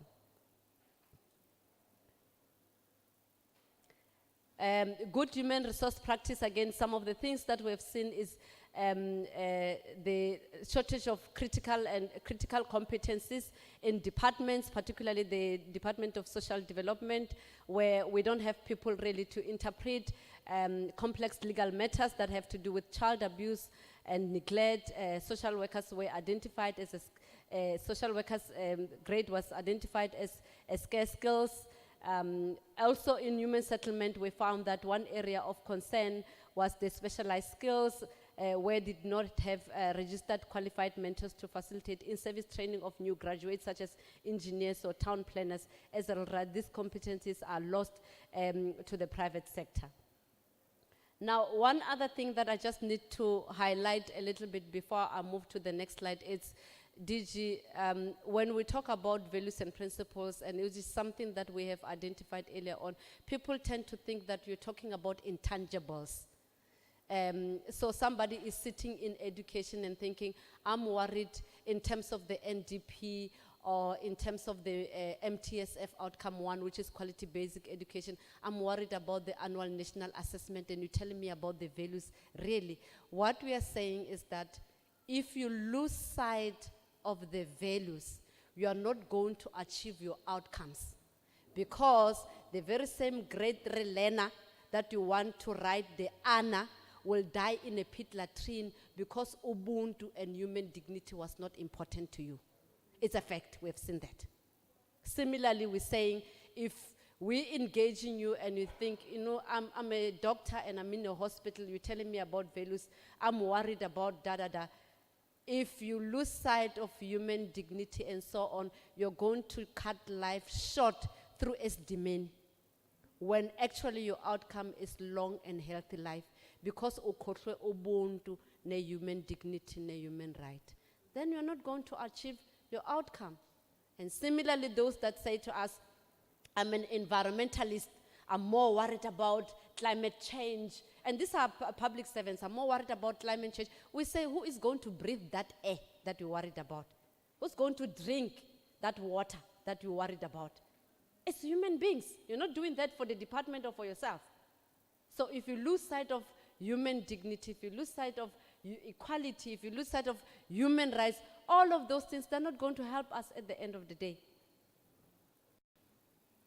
So from institutional evaluation point of view, I'm not going to spend too much time here, but we have revised our tool, which is we're going to use for assessing departments as institutions in terms of how they comply with the values and principles. Ubaba Mkhwanazi did say earlier on when he was talking about the mandate of the PSC, we report to Parliament, we report to the legislature. So we are going to have a report for each department and say, how is this department doing in terms of these values and principles?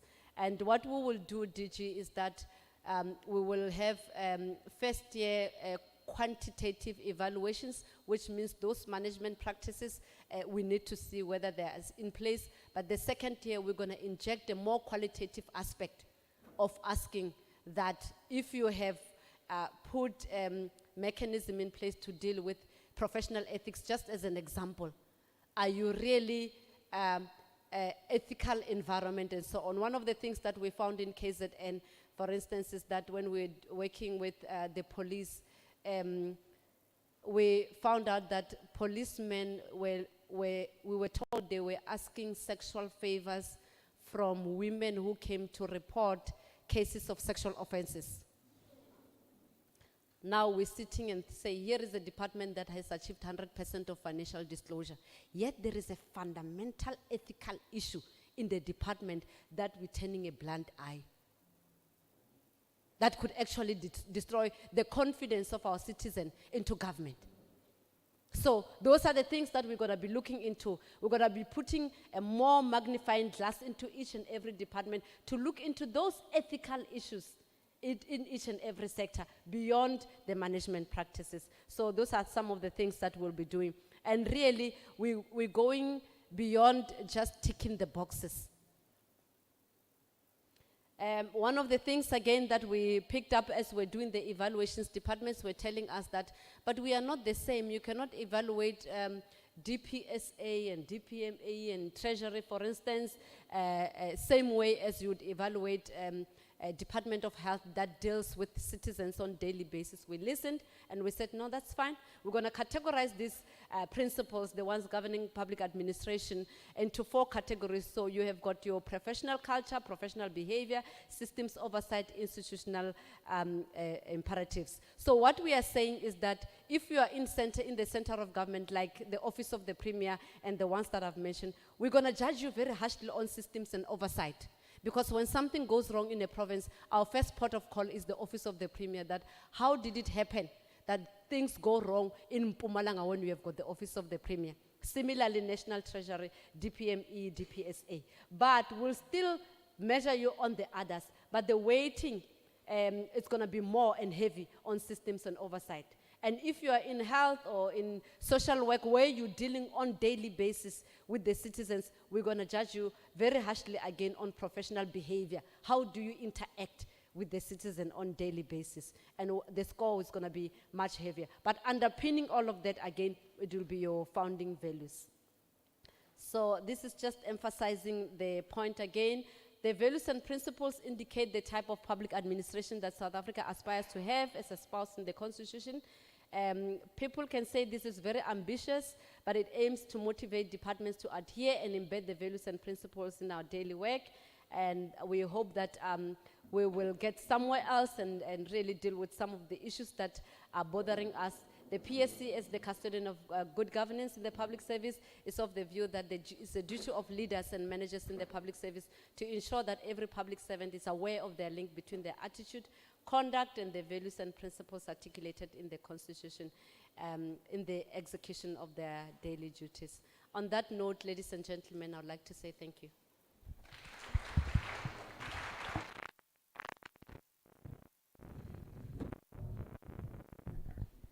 Thank you so much, Ms. Matendra. I just want to do a very quickly leg stretch.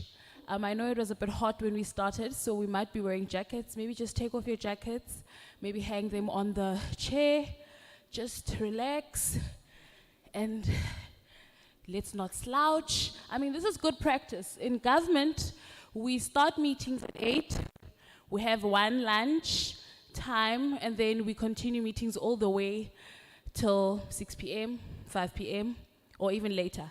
So a very quick leg stretch. So we're just gonna stand up, stand up, stand up. Very, very quick leg stretch. And then you're gonna give yourselves a round of applause, or rather a service delivery applause for yourselves. Let's go. Then you may be seated again. I wasn't chasing anybody out. I was not chasing anybody out.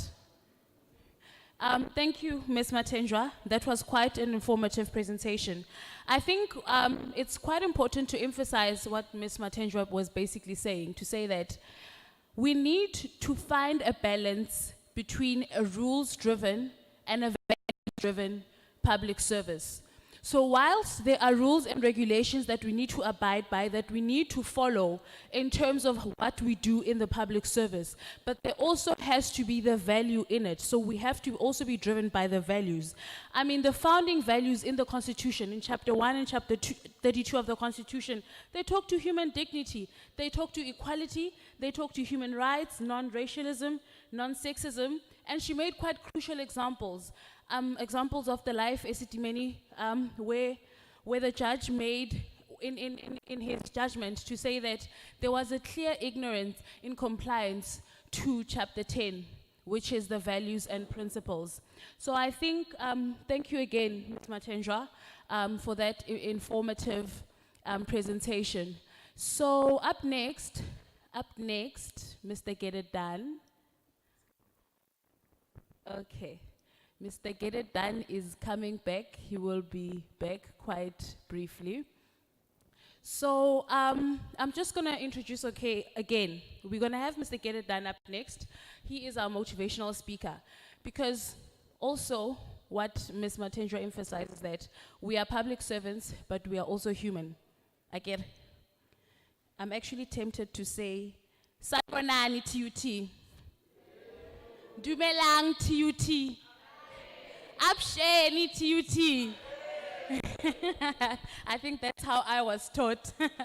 So from now on, I know how to greet every public civilian that comes into the office. So basically, we're going to have Mr. Get It Done, who will join us quite quickly.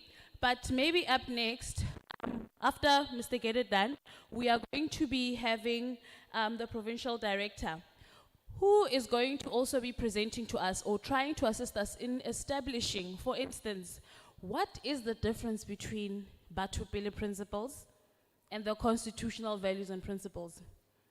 I think we've all heard of Batho Pele principles, right? I mean, when we go to interviews, they always say, you must know what the Batho Pele principles are. That's what my mother told me when I went to an interview for the first time.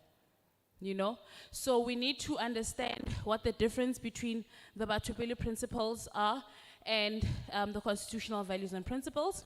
We also need to know the separation of powers.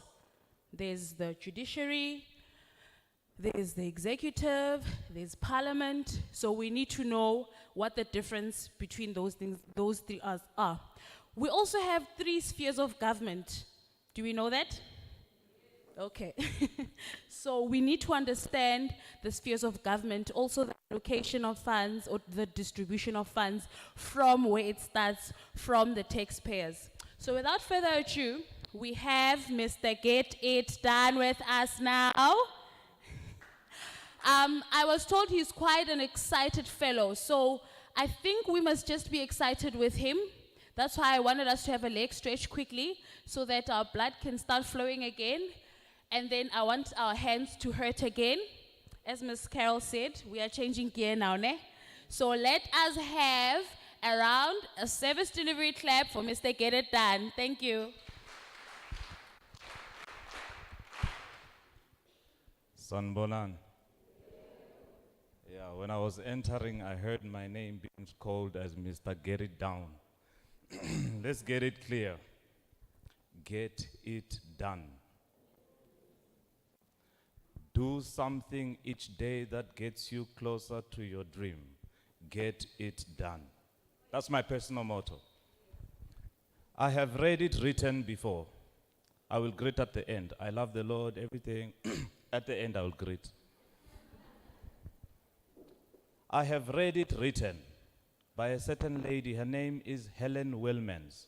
She wrote this in 1899. She said, I have done what people consider to be small things, and the results that I have received have been so great, it made me realize there's no such thing as a small thing. I don't know if you hear the weight in there.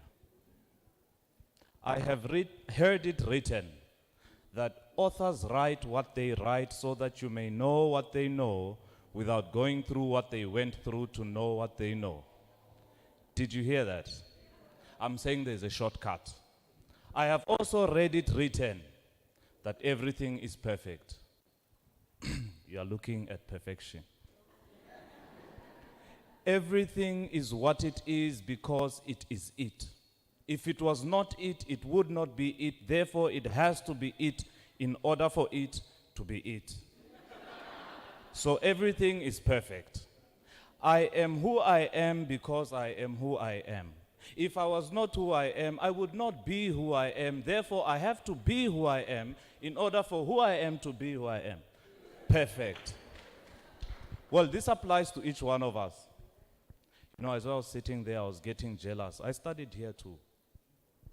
I got a couple of distinctions. The thing that hits me the hardest is I could have got all of them. In the morning, I was in Wheatbank. I was having a session with young people. And I always have this question, and I always ask them, if you were to rewind and go to grade 8 with the mind that you have right now, and you start all over, and you get to matric, how would you perform? They always say the same thing. Don't worry, even though I couldn't hear exactly what you said, but exactly what you said, that's what they say. Everyone claims they can do better. Actually, that makes me somehow challenge that, you know, somehow deep down we all know we can do better than where we are right now. You ever notice that? There's something inside us. Actually, I want to introduce you to something. On a count of 3, please join me with this exercise. On a count of 3, I want you to say after me.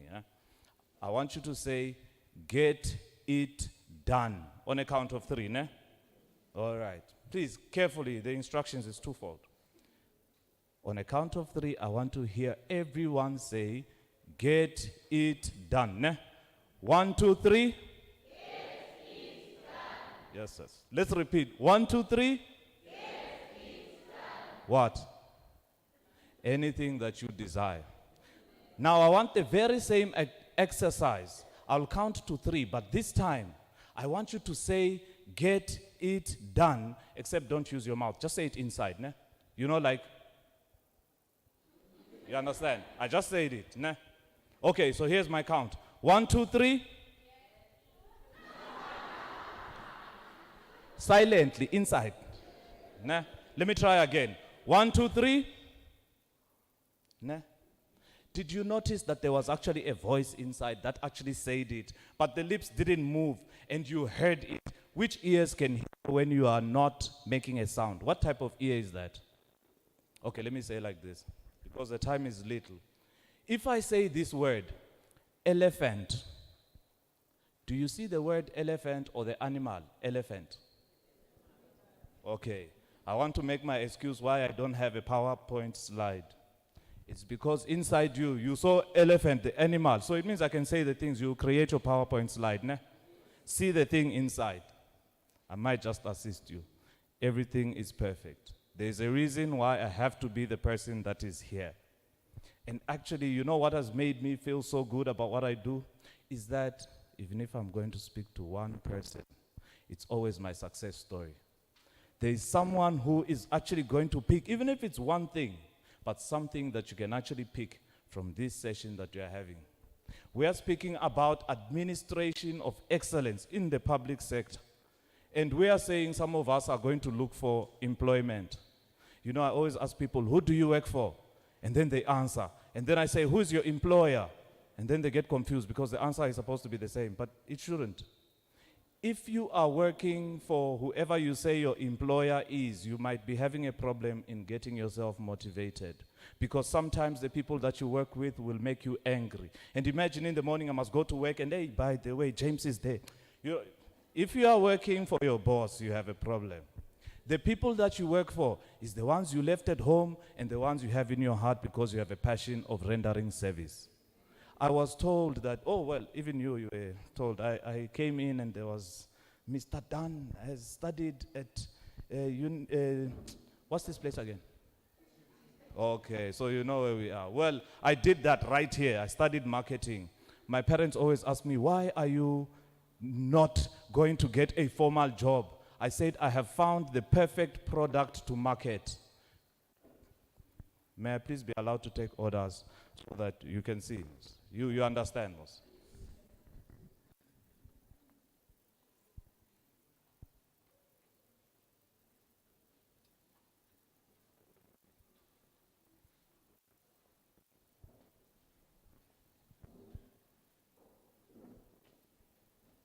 Everything is what it is because it is it.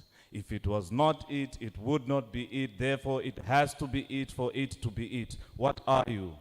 Whatever you are, that's the thing that we are going to experience in this world. You know, I read a simple statement that said, the only job that you are called to do in this world is to add the best of yourself. And you don't even need to have somebody to, oh, by the way, I want to boast a bit. I'm very good at what I do. Extremely, actually. You are so unfortunate. You've been given, I think, 10 minutes. How many? 6 minutes. How much time do I have? 6 minutes. And you will beg for me to come and say something else when you realize how deep this well goes. There's a whole lot more things that you know I'm going to say, and even you, it applies to you. Like this. It happens to you. This is not a question. It happens to you like it happens to me, that randomly in your day you are busy just walking and then, hey, this feels like it's happening again. But you know it's never happened. But this feels like it's happening again. The ones who like to be, or the vanilla English says, déjà vu. You know, I researched that thing of déjà vu. I read it. It actually is coming from a French phrase. Déjà means already. Vu is a conjugated version of voir, which means to see. So it says, déjà vu, already seen. When did you see? Where were you when you were seeing? I also am very courageous to say that I think when you were 8 years old, 9 years old, you had some dreams, ne? Yeah. Those dreams, they are still inside, but there's something that you have to do to bring them closer. Listen, my first statement was, do something each day that gets you closer to your dream. No matter how small, just do it. Get it done. That was my motto. All the way through, get it done. We are never remembered for having dreams, but we are remembered for what we do. Think about it. In this building here, potentially we have got the richest people that could exist if only we could each pursue our dream. I did say, the only job that you are called to do is to add the best of yourself into this world. Anything else is none of your business. If you are busy imitating Beyonce, there's a space of yours missing. If you are imitating, for the guys, Cristiano, he scored a nice penalty when he did like this. Was it a free kick? Something. If you are imitating him, you are missing. There is a space that's going to be short. What's amazing about a human being is that each one of us has one thing that exclusively nobody can ever take, and we have exclusive right to that space.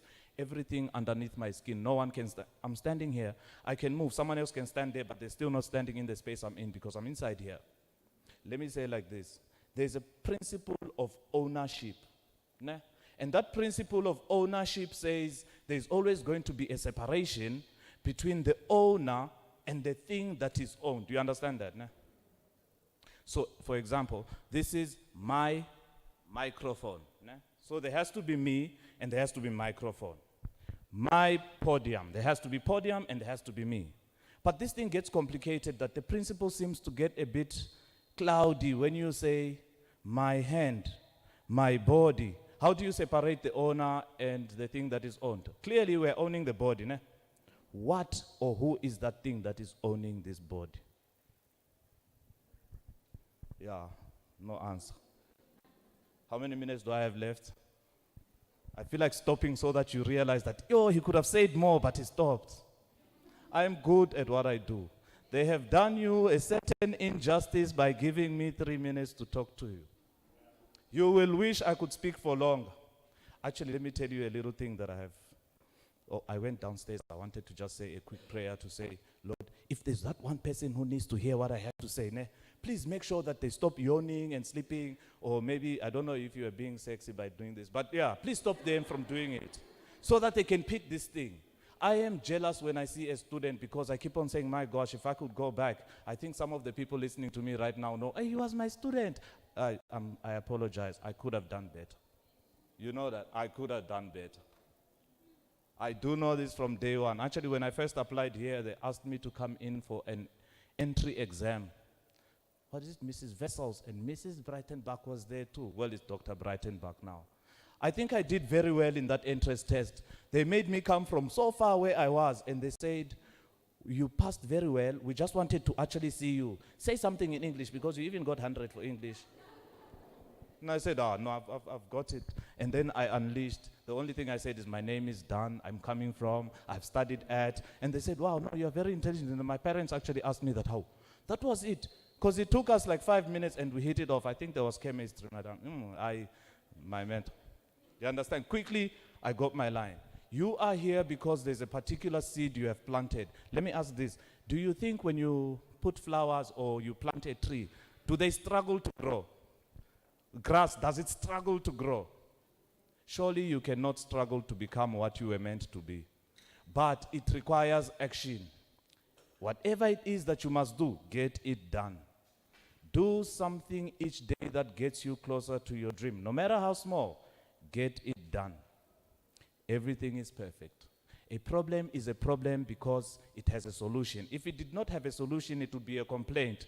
We don't have time for that. A thief is a thief because he steals. If he does not steal, we can't call him a thief. A driver is a driver because he drives. If he does not drive, we can't say he's a driver. Let me tell this, the last one. The student is a student because, that's on us, because they study. If you are not studying, you are lying that you are a student. People I went to school with, I was at residence in this very beautiful institution. In my room, I had the craziest thing that everybody used to laugh at me because I did that one silly thing. Right on top of my bed, I wrote a statement. It said, you should be studying. Every time when I would get onto my bed, let me tell you, that was my secret. It said, you should be studying. When I got onto bed and I faced my ceiling and I saw that thing and I knew I was not really tired, but I was making excuses, I would ask myself, why did you write this? What were you thinking when you wrote this? Were you being crazy? No, actually, maybe you should be studying. It got to a point where that thing used to haunt me and torture me in such a way that when I got into my room, the first thing I would do is switch off the light so I can get into the bed. Otherwise, that thing is saying you should be studying. If I see it, I ask myself the same question. Why did you write this? What did you mean? Maybe you should be studying. You understand? A student is a student because they study. There's nothing worse than looking back and knowing you could have done better. Don't worry, I was well above average. I know I could have done better. Even yourself, there's nothing that's going to be worse than when you have completed. And then you look back, and then I say, knowing what you know now, if you went back to first year, how would you perform? Then you give a rubbish answer and say, oh, very well, very well. No. Do it now. Get it done. Don't make excuses for yourself. A student is a student because if you are not doing it, you are lying. Do it for yourself and no one else. Anything else, you are lying. There's something else about us inside. Oh, have you ever heard that we lead our lives? You lead your own life. Have you ever heard someone saying, I follow my life? Take charge. You are the one who governs what's going to happen in your life. You are the one. My dream has been to do exactly this. Perhaps this is my mini deja vu, to actually have people that I could share, even just one word, to say, you know what? You are the one in control of this thing the whole time. Deja vu. Let me explain deja vu. Is it okay? Do I still have 2 minutes? I'll tell you. Have you ever gone to watch a movie? Oh, when you are watching TV, do you notice they want to advertise, what's the latest movie, Black Panther. You will notice that you will sit in front of the TV and they will show you the trailer in 30 seconds. They show you and you get a good idea what Black Panther will have. Okay, in 30 seconds. And then you finally go to the cinema. And then when you are sitting at the cinema, you will find that 20 minutes, none of the scenes that you saw in the trailer shows up. But 20 minutes later, you see the explosion and this guy jumped. And then you're like, oh yeah, I saw this in the trailers. Yeah, and then another 20 minutes passes. Then something else happens. Oh yeah, I saw this in the trailers. You still haven't got it. Deja vu. The time when you are imagining is like the time when you are creating a trailer. When you are now living your life and sometimes something just comes up, it's because you were busy designing. They say when you are writing the story of your life, make sure the pen is in your hands. Don't allow, it's silly they tell us about peer pressure. We just like those things also. If really you have a dream, no one needs to be reminding you that you need to do something about it. Actually, I don't think you can fool an apple tree to say, I play a banana. Look, the others are banana. Come, be banana. No. If you know what you are, no one will change it for you. For me, they always told me, hey, Dan, for example, I'm self-employed. I use my own company. I said, look, I want by all means to say I work for me. They always keep saying, no, apply for work, stability things. But I said my passion outweighs this thing of wanting stability. You needed me to be here today. What's the day today? Everything is what it is because it is it. Your memory of today will forever be, even as I write in my journal, I shall say what I was doing on this day. I was here, breathing life to those that were willing to take it. If you don't take it, hey, rest in peace, Pro Kid. I don't know, can I continue or must I stop? Because I feel like I should stop. Otherwise, if I continue, you guys will light up. It's for homework. There's nothing new that I can really say to you here. Everything that I've said so far, do you notice that you actually know it? Maybe you just never thought about it. You have been in control. Let me ignore those ones who don't know PlayStation. You guys know PlayStation? Yeah. Well, PlayStation, I want to use this as an analogy. Actually, I'll use two. Maybe it will help another. Labanye, they catch it different, others catch it somehow. When you are playing PlayStation, let's pretend you are playing a racing game. Ne? I want to ask you, what is better? You are playing PlayStation and it's a racing game. There are 3 camera angles. There's one where you don't see anything. There's one where you see the bonnet. And then there's another one where you can actually see the whole car. Ne? Which of the views is easier to control? The one with the whole car, ne? Yeah. It's nicer, the one where you see the bonnet and everything. It feels more realistic. But the simpler one is the one where you can see the thing. It's easier, ne? Because you can see everything all around it. Another example. I'll explain why I said that. You have got probably your electronic gadget, a phone or MP3 player, ne? Let's pretend that you have 100 songs on your MP3 player or your phone. You go to your MP3 player, you click random or shuffle, and then you press play. What are the chances that hip-hop music will play? What are the chances that mbaqanga will play? What are the chances that reggae will play? I think the answer depends on how much reggae songs out of the 100 are reggae songs. If there's no reggae song on my phone, the chances of reggae playing is... If you don't see yourself becoming someone who contributes into this society, they were told you need citizens who are active. Now, if you are a person who doesn't have it in you that you actually have a role to play, the chances of you playing a meaningful role into our society is do something each day that gets you closer to your dream. No matter how small it is, get it done. Just do it. Can I stop? I knew you'd say that. I stop anyway.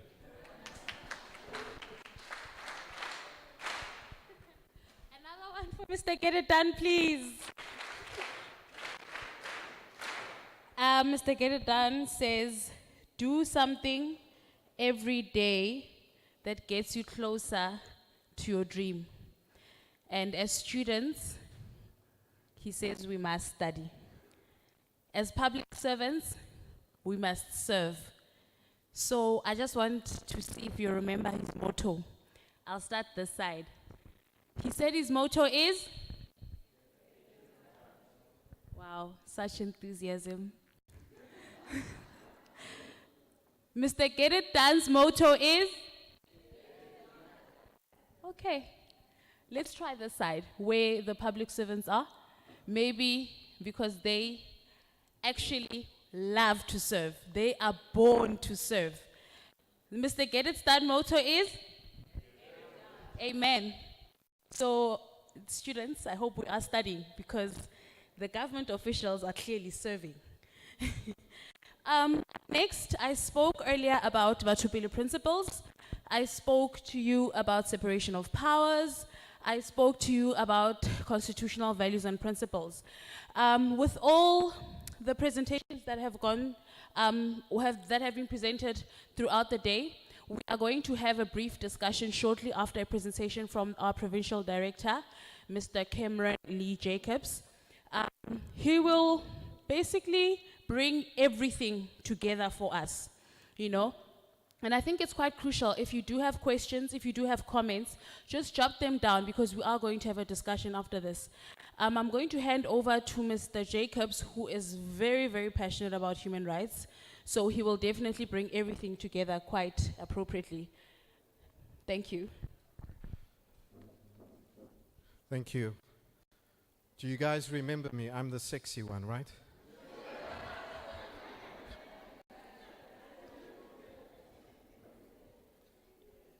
I was once, let me tell you a story. I've been a public servant since 2014. Okay, before that, I was doing all sorts of other things. And my colleagues say that I come from the human rights sector. And there was a day where someone actually criticized me and said, he is not a public servant. He's a human rights activist and he should go back to being a human rights activist. And I thought about it. I thought, wow, do you actually have it wrong? Because every public servant should be a human rights activist. That's where you start. If you want to be a servant of the public, you need to start by being a human rights activist. Now, why am I telling you that?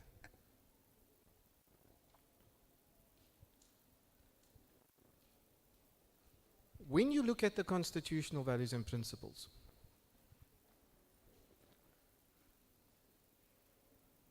it's actually a constitutional directive, right? It is saying that the public service and the public administration must adhere to those values that you see over there. Right? They don't have a choice. We must. But where do these values and principles actually come from? You can go, and your homework is to go to section 185 and read section 185. They're in section 185. But they're all over our constitution. Right?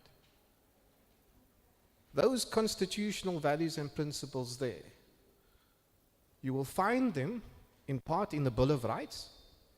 You will find them in section 1 of the Constitution. My colleague spoke to you about section 1 of the Constitution, the foundational values of our Constitution. Right?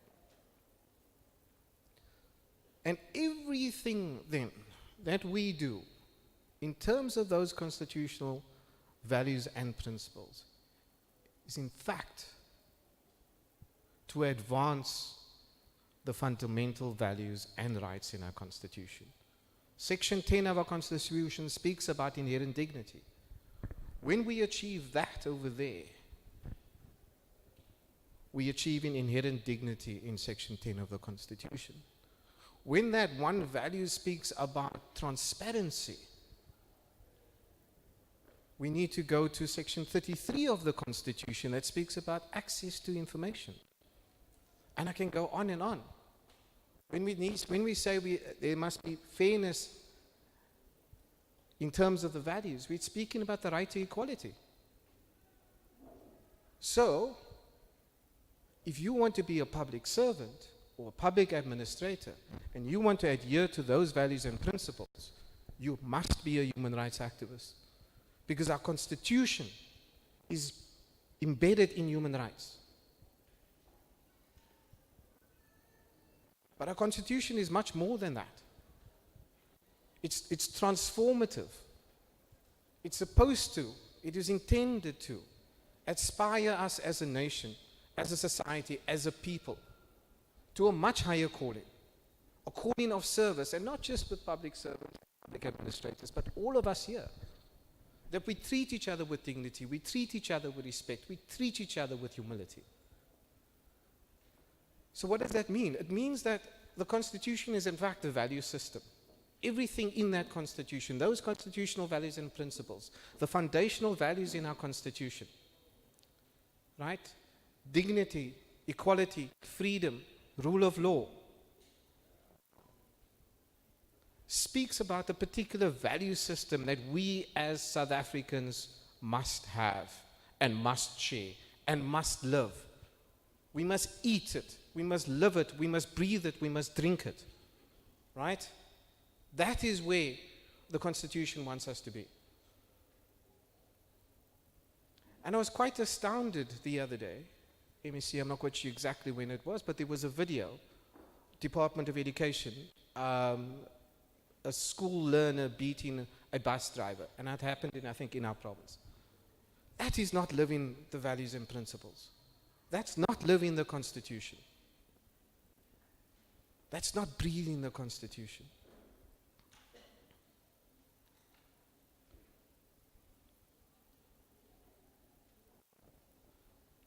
So, question that you guys must ask yourself is, for our discussion purposes, is what kind of government do you want? What kind of government do we need? What kind of government does the Constitution say we must have? I saw earlier on a number of hands being raised when my colleague Irene Matenjwa asked whether you are despondent. Was it despondent? Despair? Gratitude, hope, and despair. And I think when it came to despair, a lot of you raised your hands. But you are also our future public servants. You are future public administrators. And we cannot be despondent. We cannot live in despair. We need to take those values and principles and we need to take it out there. And you need to live those values and principles. And when you become public servants, you must live those values and principles. So you must decide what kind of government you want. You must also decide what kind of public leadership you want. Because you, again, you are future leaders. And what kind of public servant do you want? What kind of public servant do you want to be if you want to be in the public service? I must say it's a fantastic job. I think to be in the calling, to be in the service of government, there's actually nothing better. To see a smile on somebody's face because you delivered a service. And there are all sorts of examples, and I don't want to speak about it because you know about it. You know, if you go into government departments, we may not get the service that we want. But of course it goes beyond that. I mean, yes, we're in the public service and public administration. But when I say that we must live the values and principles of the Constitution, and it does not only apply to public service or public administration, it applies to all of us. So how we treat each other every single day. We have to treat each other with dignity. Right? The one principle there says a high standard of professional ethics. A high standard of professional ethics speaks about the very right to dignity. You can't live a high standard of professional ethics without treating people with inherent dignity. And that's what our Constitution demands. So the constitutional values and principles, like I said, it is a directive. We must adhere to it as the government, as the public service.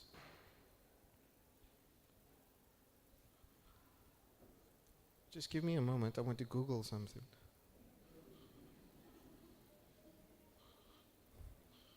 You know, technology is amazing, you can just do things. So, governance. Before I conclude, governance. I mean, I say to you, what kind of government do we want? And you guys are students, right? Because when you look at the constitutional values and principles, there's 9 of them. And they can be quite complicated, right? All of these things. Public administration must be representative of the South African people, a high standard of ethics, efficient and economic use of resources, blah, blah, blah. It can be quite hectic. But when it comes down to it, the constitutional values and principles speaks about 2 fundamental things for me. Good governance and public leadership. Because all of that, underpinning all of that, public servants as public administrators, it's about good governance and a particular form of public leadership. And why I Googled? It's because when you look at, I just Googled the meaning of governance, for example. And it says the action or manner of governing a state, organization, etc. A more responsive system of governance will be required. I have no idea what that means. Right? But in terms of our constitution, in terms of the values and principles, the kind of governance that we want, the kind of governance that the Constitution in fact directs us to have, is one that is based on the constitutional values and principles, such as human rights, civil obligations, the rule of law, the vertical and horizontal intergovernmental relations. So good governance, right, is about when you implement and you act and you live the constitutional values and principles, you are then, in terms of our constitution, ensuring good governance. And that requires these principles, these values to be embedded in our public service, in our public administration, within ourselves, right? There needs to be as Irene Matenjwa said, we need to deviate, move away from a rules-based public service to a more values-based public service. We need to embed it, right? We need to start living it. We need to develop that culture within the public service, that human rights culture. And I see my colleagues from Chapter 9s are here, Commission for Gender Equality and the South African Human Rights Commission. We need to embed that culture. But public leadership, I said on the one hand, these values represent good governance. If we implement these values, we ensure good governance. But in order to ensure that good governance, we need leaders. We need particular kind of leaders, right? We need a form of public leadership. Leadership is always exceptionally important. And you get the sort of leadership, you know, if I Google now, they're going to say the leadership is this, that, implementing the organization's strategic objectives or whatever it is, right? That's your standard definition of leadership. But the leadership that is required in terms of our constitution, in terms of the constitutional values and principles, in terms of the rights of the constitution, are those public leaders that are in fact servants of the constitution. So public leadership in the context of the Constitution, in context of the constitutional values and principles, are those individuals, those leaders that are in effect servants of the Constitution. And when I mean servants of the Constitution, I'm talking about ensuring that our fundamental rights and values are respected, promoted, protected, and fulfilled. Right? That we treat everybody with inherent dignity, that we are servants. I must stand in front of you now and say to you publicly that I am a servant of the Constitution. That I will not do anything to contravene the Constitution as a public servant.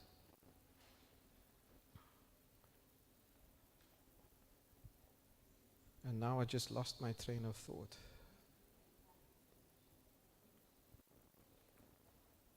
So we need to chart a new course, and this is why the Public Service Commission is here, is to chart a new course, right?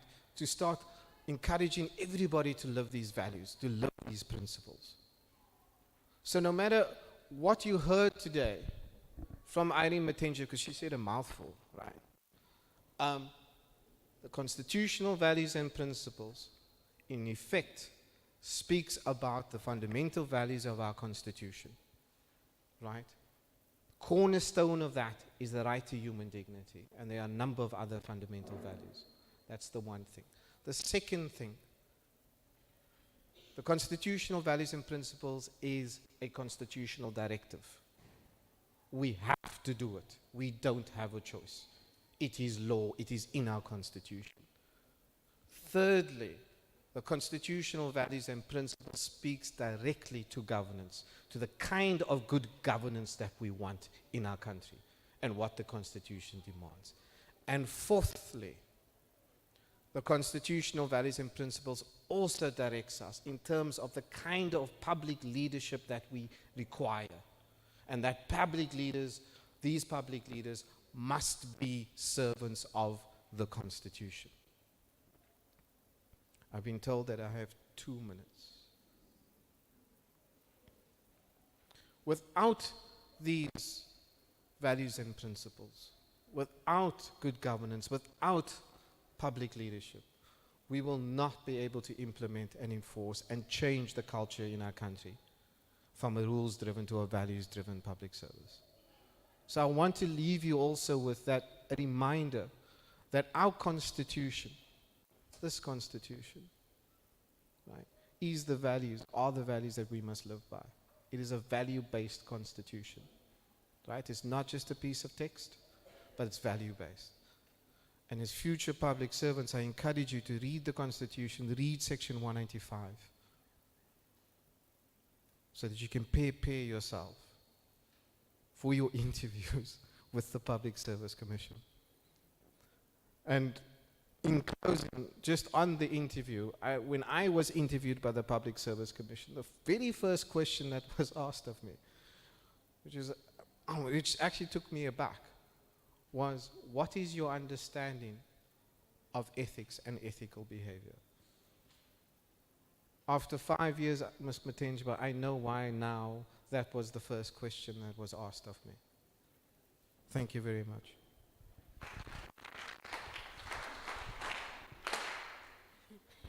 Thank you, Provincial Director, for that informative presentation.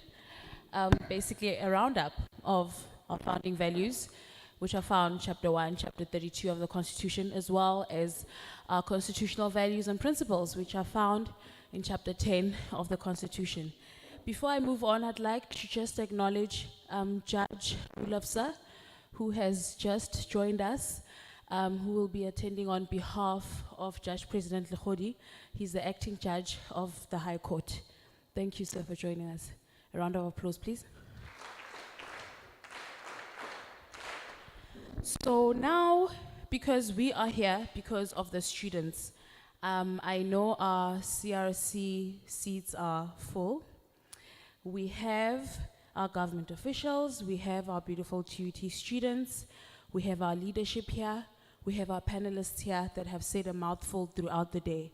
So now we want to open the floor for a discussion. This discussion can be questions, can be comments, basically on our discussions for the day. Are we in understanding of what the Public Service Commission is and what its mandate is? We understand what the Public Service Commission stands for. Do we understand what our role is as citizens currently and aspirant future public servants within bettering government as a whole?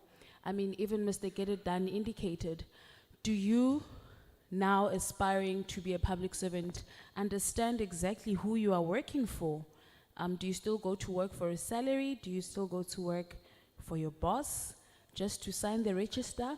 Or do you understand that we have a responsibility towards our citizens to serve diligently? I'm going to open a round, maybe first round we'll go for 5 hands. And then based on the enthusiasm, of course, we'll open up another round quickly. The questions, the comments can come. I just want to acknowledge hands. We have 1 there. We have 2 there, 3 there. I need 2 more hands. Okay, just to add to what Ms. Mokoena has said, right? And just to get you, just because we need a few more hands. We have 3 thus far. Okay, so I just want to thank you very much. 4. Okay, I just want to just reiterate what has been said by our 2 speakers, specifically Ms. Matenjwa's presentation on the CVPs. She mentioned that it's about the quality of service. Okay, it's about the quality. It's no longer about you just doing it and saying, no, I had the ambulance and we went to fetch the person. It's about how long we took there to get there. Okay, it's about the quality of service. It's no longer about we tarred the road and we got it done. The R40 has now been retarred. It's about the quality. How long is that tar going to last on that road? Okay, because poor quality services is what's going to cause accidents and human lives will be lost. I'm making an example. Okay, and then also piggybacking from what Mama Tenjwa said, moving to what our provincial director, Mr. Jacob, said, he also, as she spoke, she mentioned Ubuntu. That's the important thing. We need to become empathetic. Okay? If you want to be a public servant, it's no longer about, I'm going to go there because it's the most stable sector. I'm going to go there because it pays a good salary. You need to join because you really have a passion for people. And the same is true with what Mr. Jacob said. It's going to take you to be, first, a human rights activist, pardon me, a human rights activist before you are an administrator. There has to be, those elements have to be embedded in there. So I just want you, just think on those things as you raise your hands and as you have questions so that they can be dealt with quickly. So without much ado, number one was over here, right? Yes, the gentleman number one. Thank you very much. I've got... Firstly, maybe just indicate maybe your name, maybe if you are in the SRC, or you can just say TUT student. No, or a lecturer, or indicate basically who you are, and then you can proceed with your question. Yeah, thanks. I'm Rasodi Manyak. I'm a lecturer, public administration. I've got three things that I want to say. Firstly, I want to take the opportunity that the DG of the province is here, and also the commissioners from the Public Service Commission. We have students who are doing public management, and as part of the requirements for fulfillment of their qualification, they are expected to do practical work, what we call work integrated learning. So our students oftentimes struggle to get opportunities to come and do that practicals in your offices. So we are making a plea to you as the DG of the province to say, please speak to individual departments and also the acting premier. Speak to the individual departments to create opportunities for our students to be able to complete. I mean, this program is important because it enhances the employability of our graduates. And also, while at it, I can see you're nodding in agreement. That means that you are approving. While at it, I would also like to urge you that when we send the students there, we are sending the students to be taught how the public service operate. Not for the students to be used to make copies. Because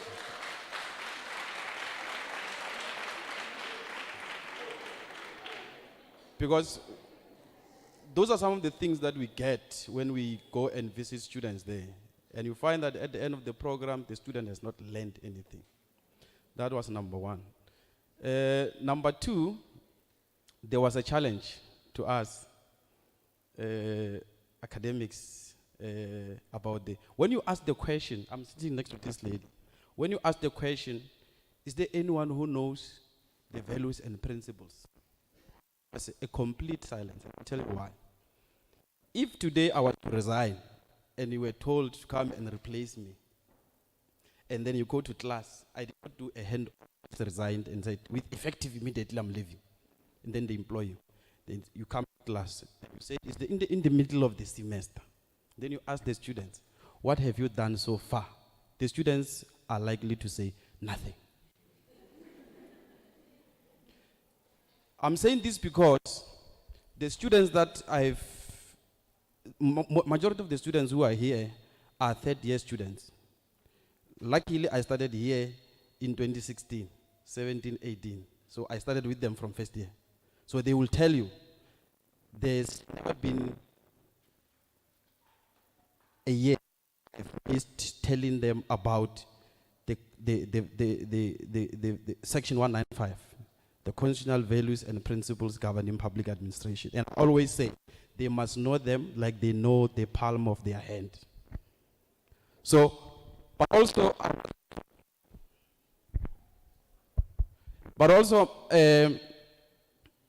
I think we need to do something together as academics and also as the Public Service Commission, because you have got an important role of promoting these values. I'm saying this because also I'm facilitating the training of government managers through the National School of Government. And when I go there, I can tell you some of the managers, they don't know them, these values. And of course, you have got the responsibility to engage with those who are already there.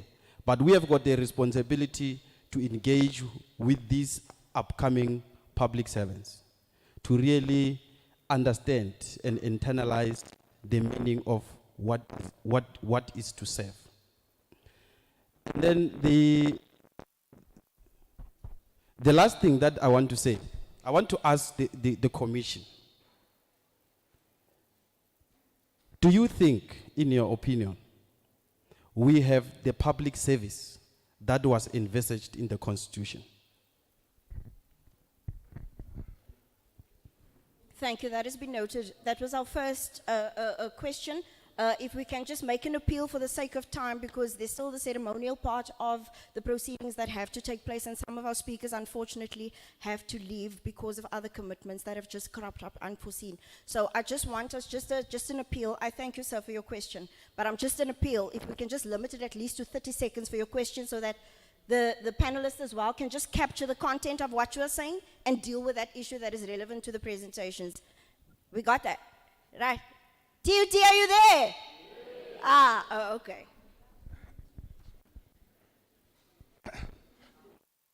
My question is, my name is.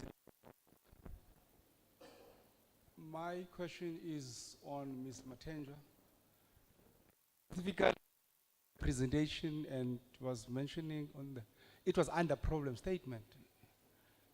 As far as I know, that the public management or administration that I'm teaching is more developmental.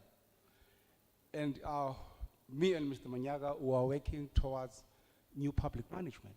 But talk about public administration, which is stereotype, as I can say, or the public teaching must be on archives, meaning that it's not working.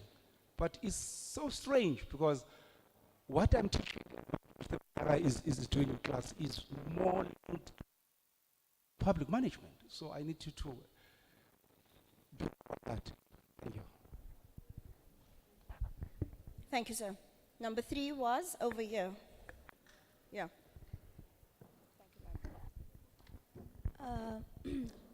Afternoon, I am Nondumi Somamba. I am a law student and I'm an academic mentor. And my question is with regards to, since we're talking about being public servants, and recently with the cannabis being legalized, and with regards to our dignity which must be protected, we're looking at it being legalized, and we're looking at more young people being admitted into hospitals, because obviously we know young people, they would abuse this, even if it is for private use. We know that young people would abuse it.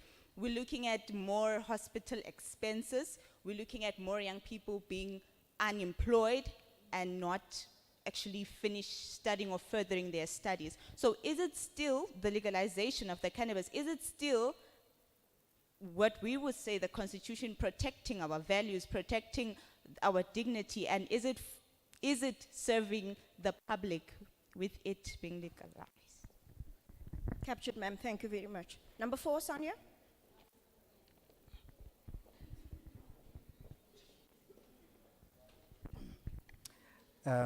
Thanks so much. My name is Eric Mukonyama.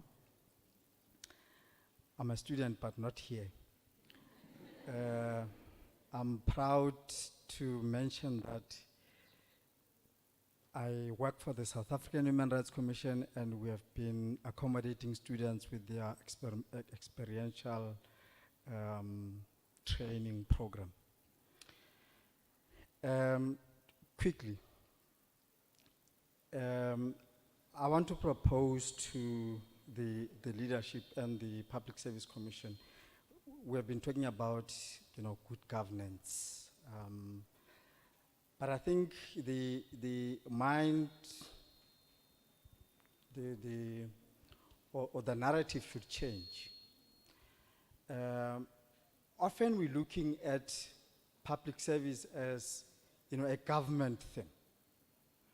And we have different attitudes towards governance things and corporate things. We're talking about good governance, but we never mention corporate governance. We should look at the country as a typical public company which needs two twins: good corporate governance, not only good governance, good corporate governance, and social responsibility. I'm from a human rights perspective or environment, but so much get lost in between because we forget as public servants that we have a responsibility to society. So we need to change the mind shift and start thinking around saving our people through good corporate governance principles so that we are able to deliver on our social responsibility to society. I thank you. There was one more. Was there one more hand this side? That's 4 questions. Did we have one more? Can we just have one more question so that we can make it 5? Thank you, sir.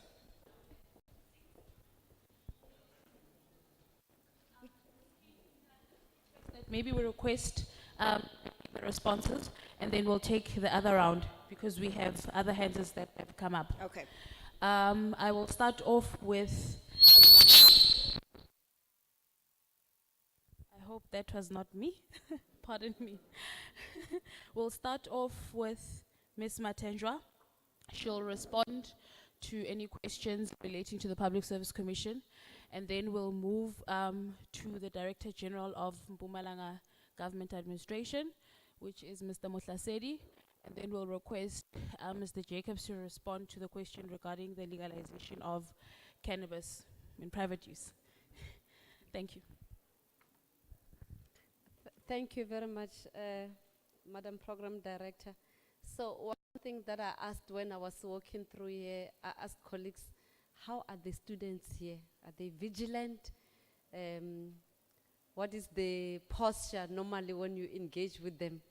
And when we get to questions session, I got worried a little bit. I might come across some of those that are, but anyway.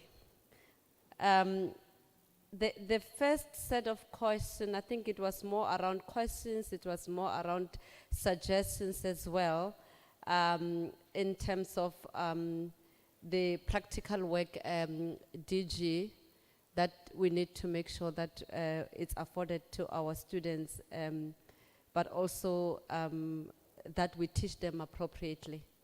And perhaps that I'll leave to DG, but the point that I just want to make is we also want to request the students that when they come to the public service to learn, they also make use of the opportunity to learn.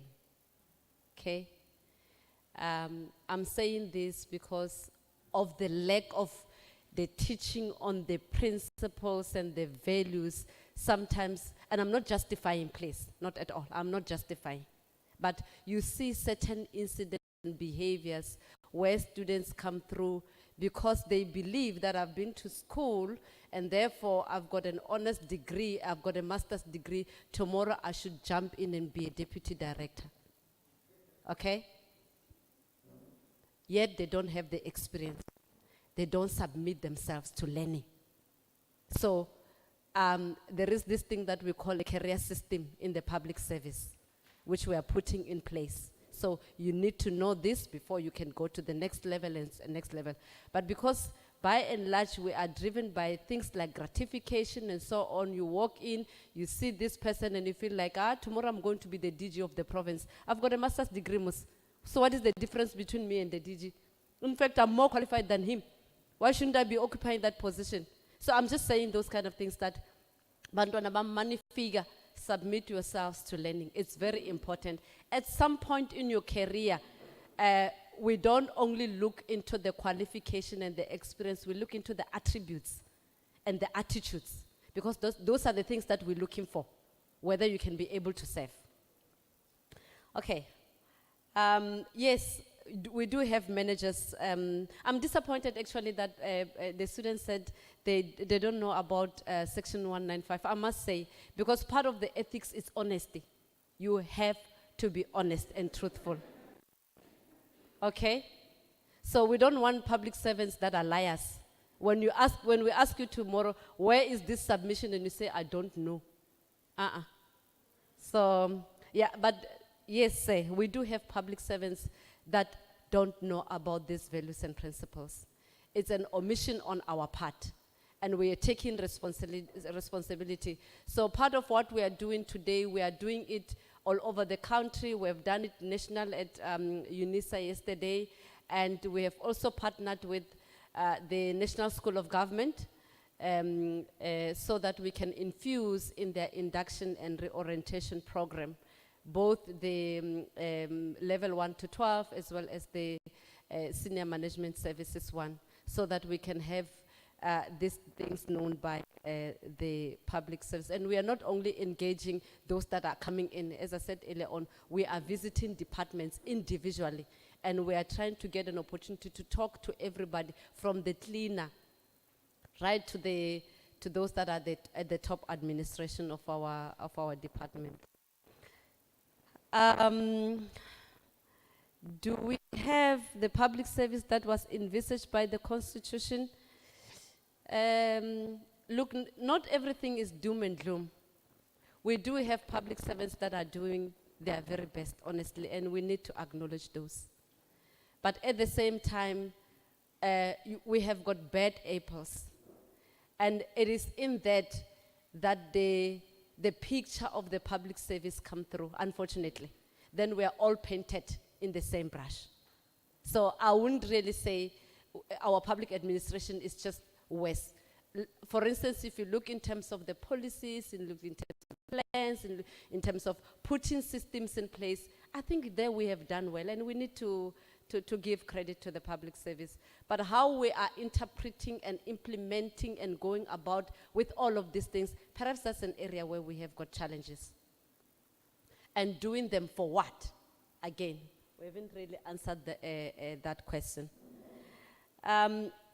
The issue around public administration, that is stiff.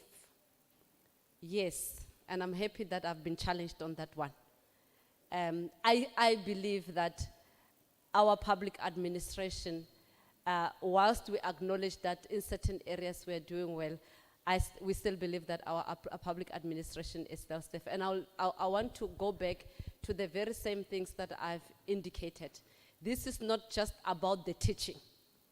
If you were teaching as the academia, you should be giving us the best product. And in you giving us the best product, it's in the working together so that the students can get the practical experience. So the other day I was engaging with a professor at UNISA.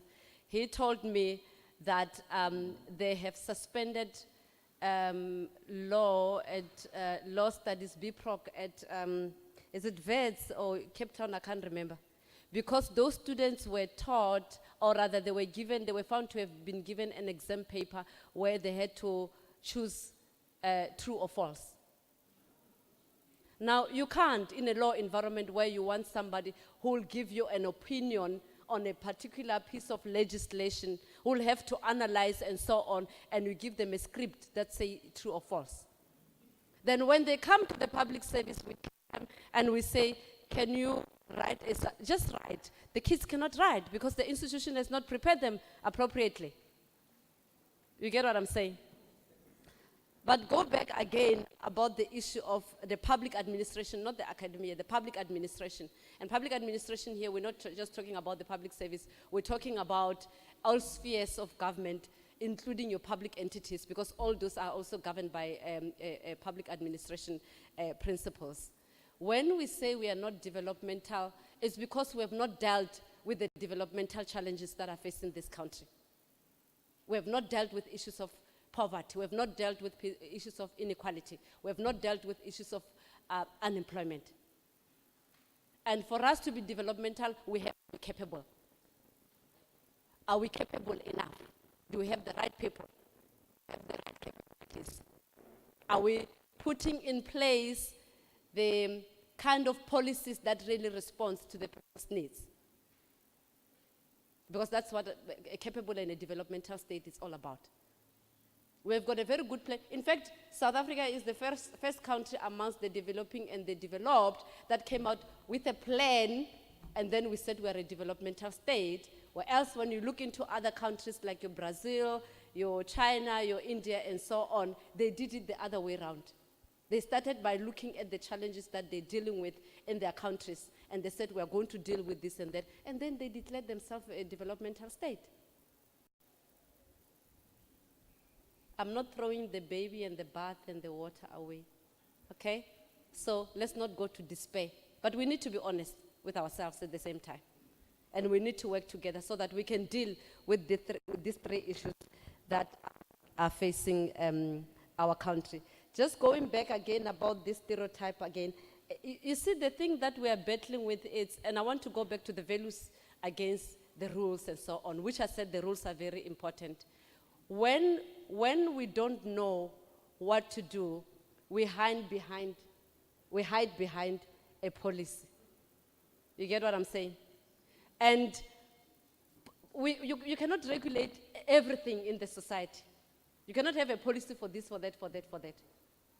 The bare minimum we have. But when the policy is not there, what guides you? What tells you what decision to take when the policy is not there? So you have a manager, for instance, who's sitting in Bushbuckridge, who's running a clinic, who has been told that you don't have financial delegations, yet he is working with citizens on daily basis to resolve problems that are facing citizens on daily basis. And then a toilet breaks down in that environment. He has to get approval from Nelspruit to fix a toilet that is broken down. He sits with that toilet for 2 or 3 weeks. Because an order, and those are, I'm telling you about the things that we are seeing. He has to sit with that toilet, people cannot use that toilet, it's stinking, it's everything, because he has to wait for an order, or yet there is a plumber, a local plumber that we can use to fix that toilet. So the stereotype that we're talking about is the one that says, can we think outside of the preconceived planning mechanisms? Are we even allowed to do that? Are we even given the space to do that? The NDP argues that we need to give managers authority to make decisions. But due to lack of trust, I guess to a certain extent, we hold back some of those delegations and so on. And in the end, who suffers? It's not the institution manager. It's the citizen who suffers. And I can make quite a lot of examples. Ladies and gentlemen, can I give over to Mr. Cameron? Thank you, DDG. Can I just move over to the Director General? You want to step to the podium? Okay, sir. And he'll respond to the other questions relating to Mpumalanga. Good. Dumelang. Lekai. Lernaregon. Thank you very much, Program Director. Indeed, we are grateful to be in this occasion that has been organized by the Public Service Commission. It's a great privilege indeed. The question that came through is with regard to assistance to students, and I'm going to expound a little bit on that, as well as any other comment that I will make with regard to the occasion today. I'm going to try and be very swift, few minutes. Could we please absorb those who would like to do internship, etc., etc.? As you would know, there are programs in place. It is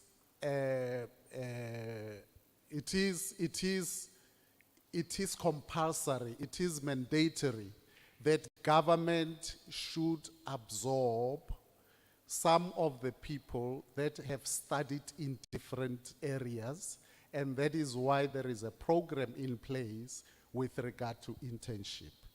And every department in the province, every institution of government in the province is actually absorbing students on a 12-month basis for the purpose of letting them go through internship. Over and above that, there are special programs that are absorbing specific areas of discipline through, for instance, the NYS, National Youth Service. Indeed, these programs are in existence. Now, there is an indication from the lecturer that suggests that people get absorbed, they can get absorbed, yet they do not do what they would wish to be trained on. Put it this way, I went through some internship after my one qualification, or after a qualification, and as I was wanting to study through for project management and the other things, then I was subjected to sitting in my office or in the office without doing anything. And I went through that experience painfully, and I would always go knock at the door of my boss or supervisor wanting to be given work to do. And it was very painful. So I can understand when our lecturer here talks about it. I can understand when students are very much dissatisfied about it. And I found myself having to fight through the management of that private company. It wasn't government. It was a private company out there. I had to go through the pain of sitting there until I came to a point where I had to resign or be given certain responsibilities. Indeed, it can be a problem. What are we doing as government? We have a structured approach. And the structured approach is also suggestive that whatever area of discipline, there should also be job descriptions. Therefore, students should know that when you come in and get absorbed as an intern person or any area in government, it is mandatory for you to be given a job description in the same manner that the permanent employee should be getting. Now, it is still a problem. That's what you're saying. Therefore, we undertake to revisit that structured way of ensuring that you get the proper training that you should by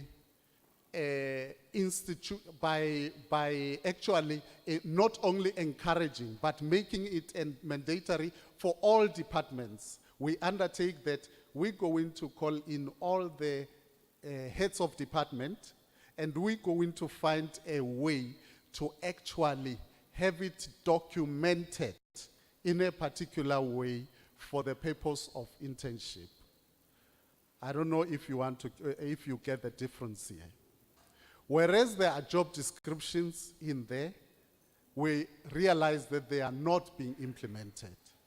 Therefore, we will structure it from the center, and we will make it mandatory for every department to ensure that for any internship, at least here are these standard imperatives or minimum imperatives that must be fulfilled.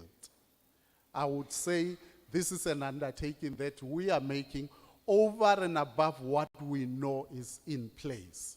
We undertake to do that, and we will follow it up.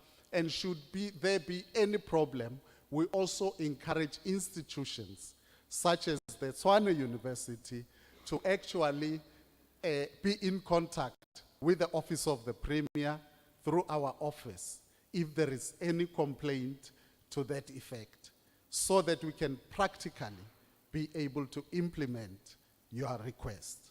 I hope that would be clear in as far as that matter is concerned. Now, I further want to comment that, as some of the speakers have indicated, not all is gloom. Not all is going badly in public service.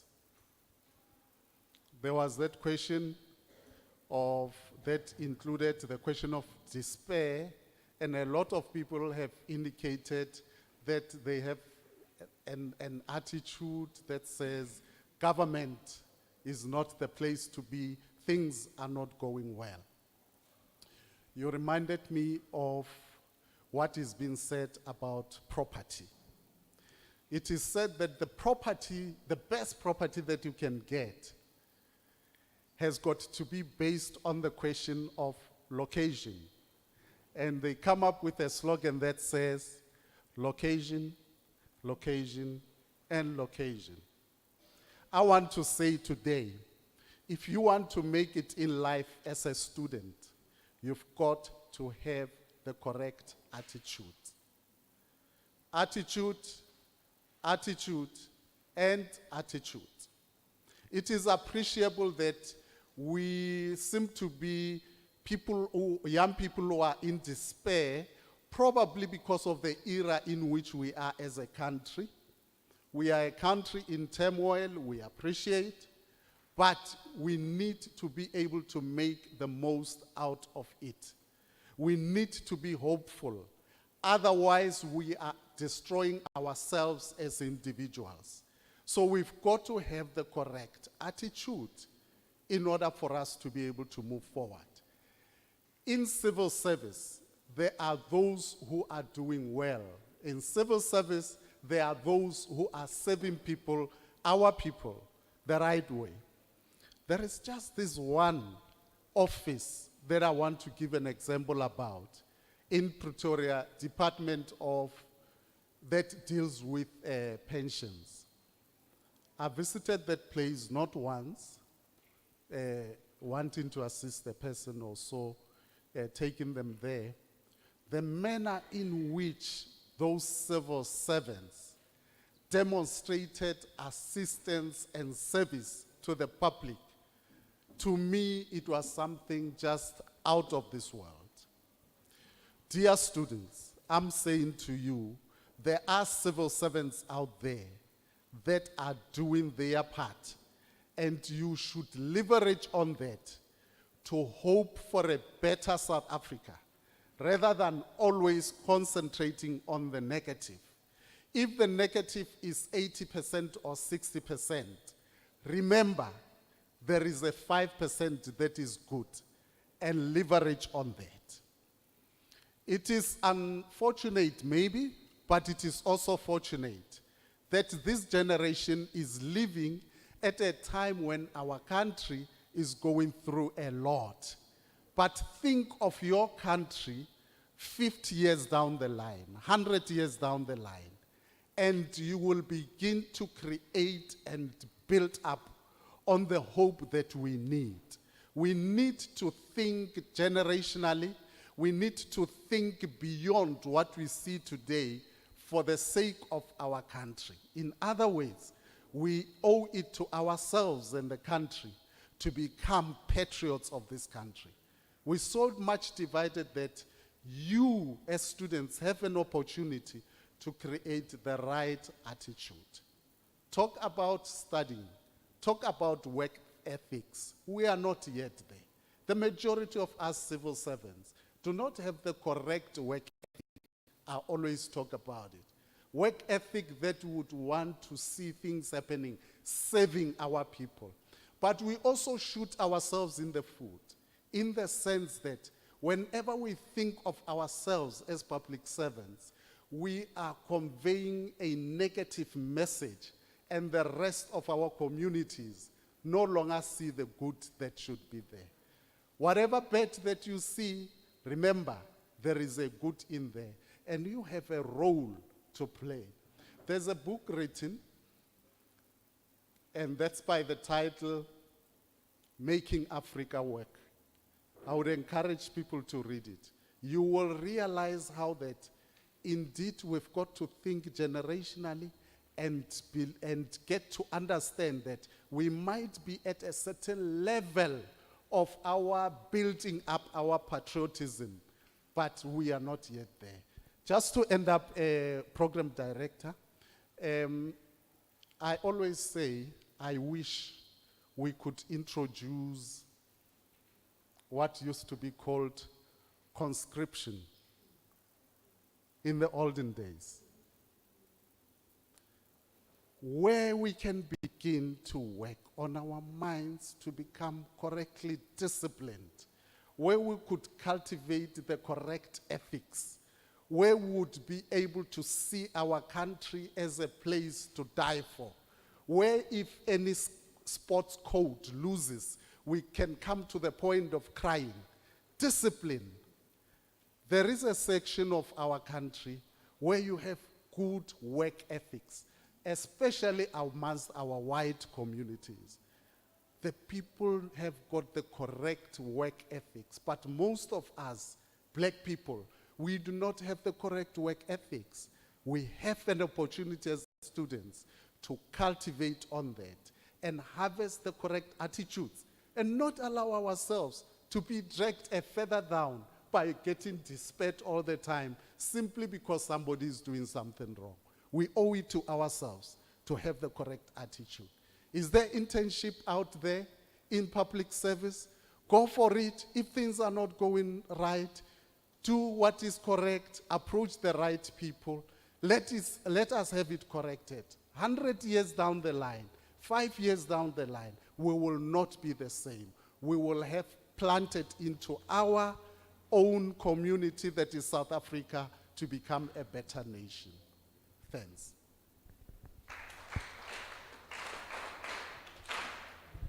Thank you, DG. I'll have the PD briefly to respond to the question. I know we have clarity-seeking questions, and I know we have another round of questions. However, like Ms. King has indicated, our political leaders have to leave quite urgently. So we're just going to take a last round of 3 questions when Mr. Jacobs is done. Then we're going to move to the oath signing ceremony, which is quite crucial for them to be here, which will be officiated by Judge Rulofsa. And then we will try to strike a balance between rules and values, where I will negotiate with the commissioner just to see if we can't extend the discussion period, and then we'll take it from there. Thank you, PD. Thank you. They left me with the cannabis question. Don't understand. Look, the judgment on the decriminalization of cannabis, I haven't read the judgment, but I think that that's the beauty of our constitution. You know, that everyone's rights is promoted, protected, fulfilled, and promoted, protected, yes, and fulfilled, and respected. And that's how you should see the judgment. And I don't think that we should consider that there may be some weird consequence down the line, that hospitals will be full, et cetera, et cetera.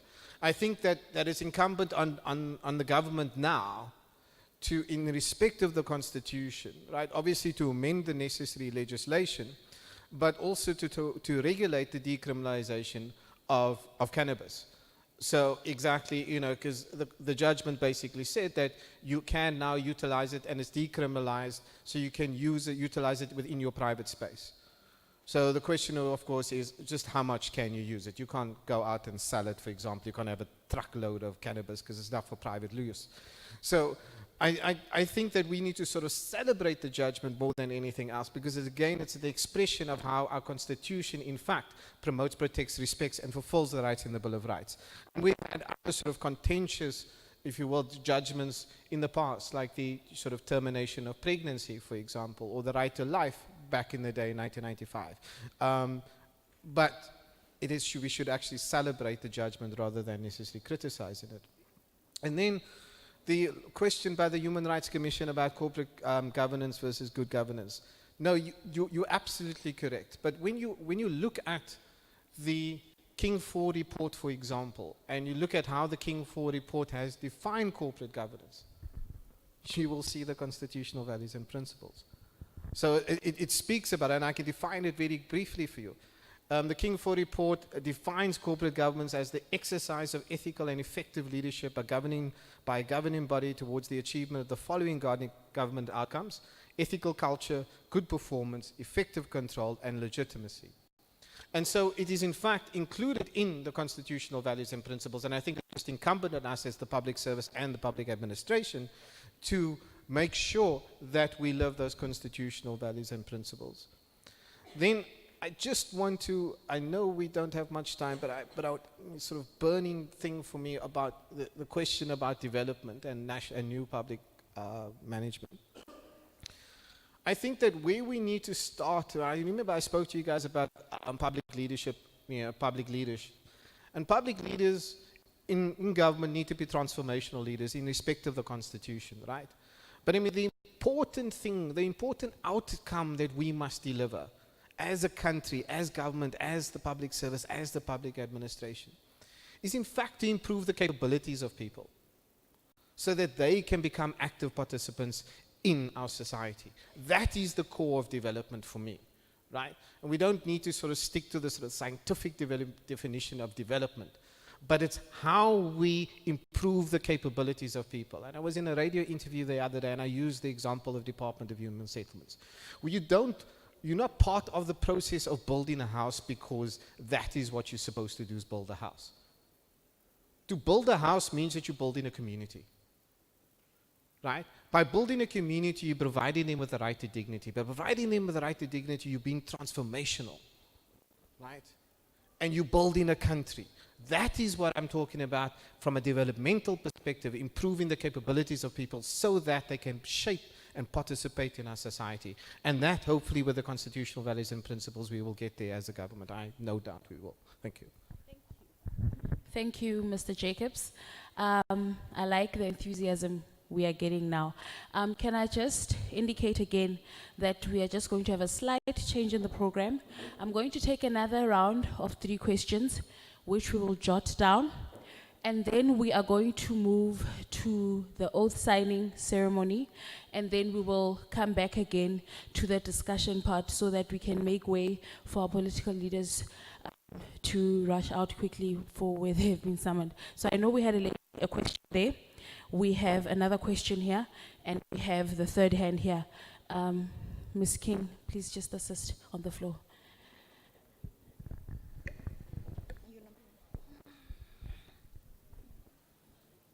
Sanibonani, ngicela ukukhuluma ngeSiswati mina.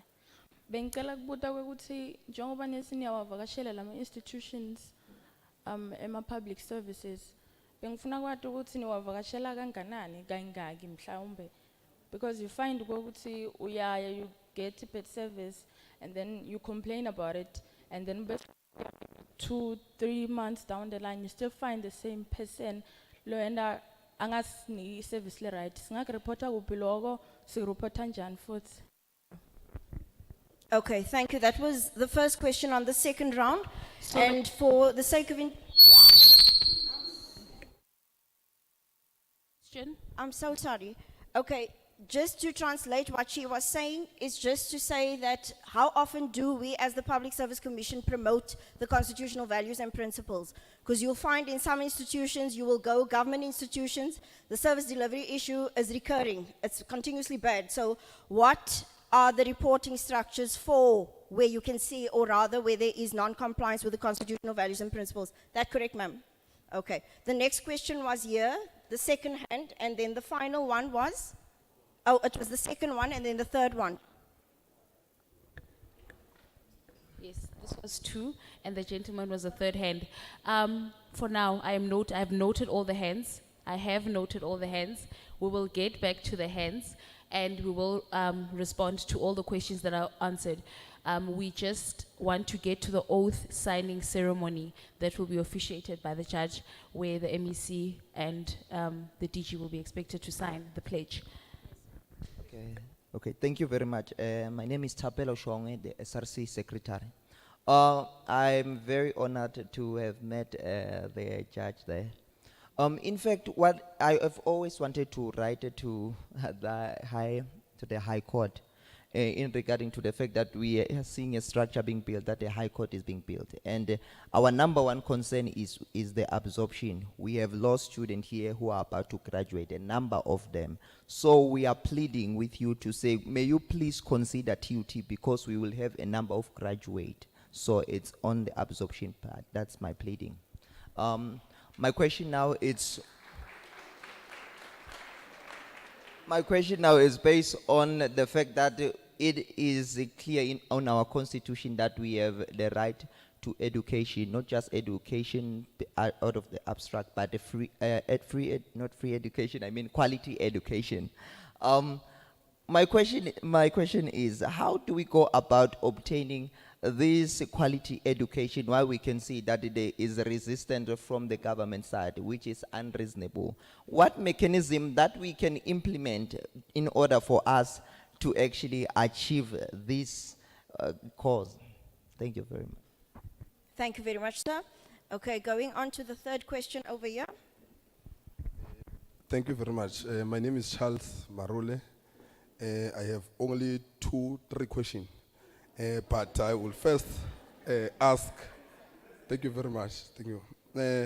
I will ask the Acting Director General of our province that does really our departments in the province work and use their budget according to satisfy or to deliver service, quality service to our people? That's first. And the second one, I just want to ask the Public Service Commissioner that Mr. Mkonazi, that what does the commission, what is it that the commission is doing to minimize and reduce the issue of bribery in terms of driver's licenses? Because everyone knows that there is an issue, but what is it that the commission is doing to make sure that they will combat this problem? The last one, I just wanted to go to campus director. Campus director, I think you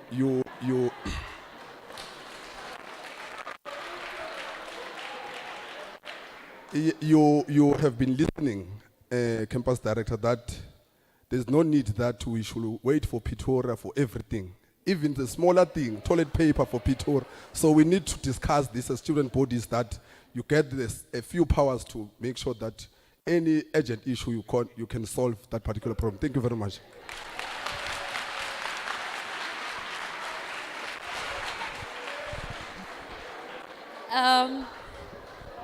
Thank you for the second round of questions. All the questions have been noted.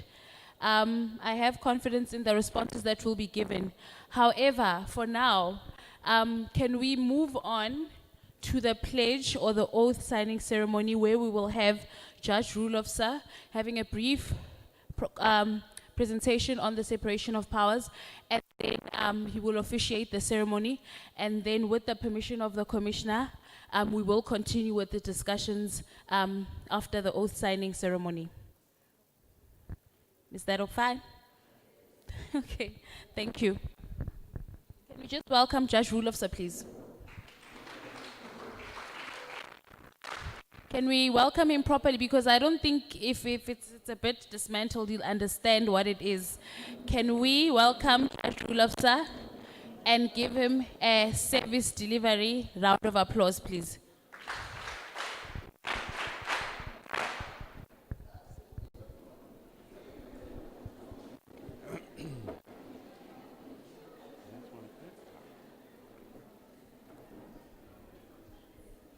I am honored to be here in Judge Legodi's stead. I've heard I must speak about separation of powers. Boring. Why don't we speak about daga, marijuana, or what is it also called, lebaki? Yeah, lebaki. Why don't we rather speak about that? Because you will see that it has everything to do with separation of powers. Who likes the judgment, or are you going to give away your habits? Who think the judgment is a good idea? Nobody wants to show me my hands. Now, let's speak about the judiciary. And the judiciary is made up of judges. Now, judge, like every judge in the constitutional court and in every court, is a master builder. I want to explain to you this to you in a parable, because that's how I understand it. I'm a simple man. I understand simple things. The judge is a master builder. He has got a plan. He has a plan. And that plan is the Constitution. The judge has a truffle, and he has a wheel, and he has a spade, and he has all to complete the job. He got that through experience and through teaching and learning. He does not have the material. So when parties appear before the judge, who is the master builder, he has the plan. He has the Constitution.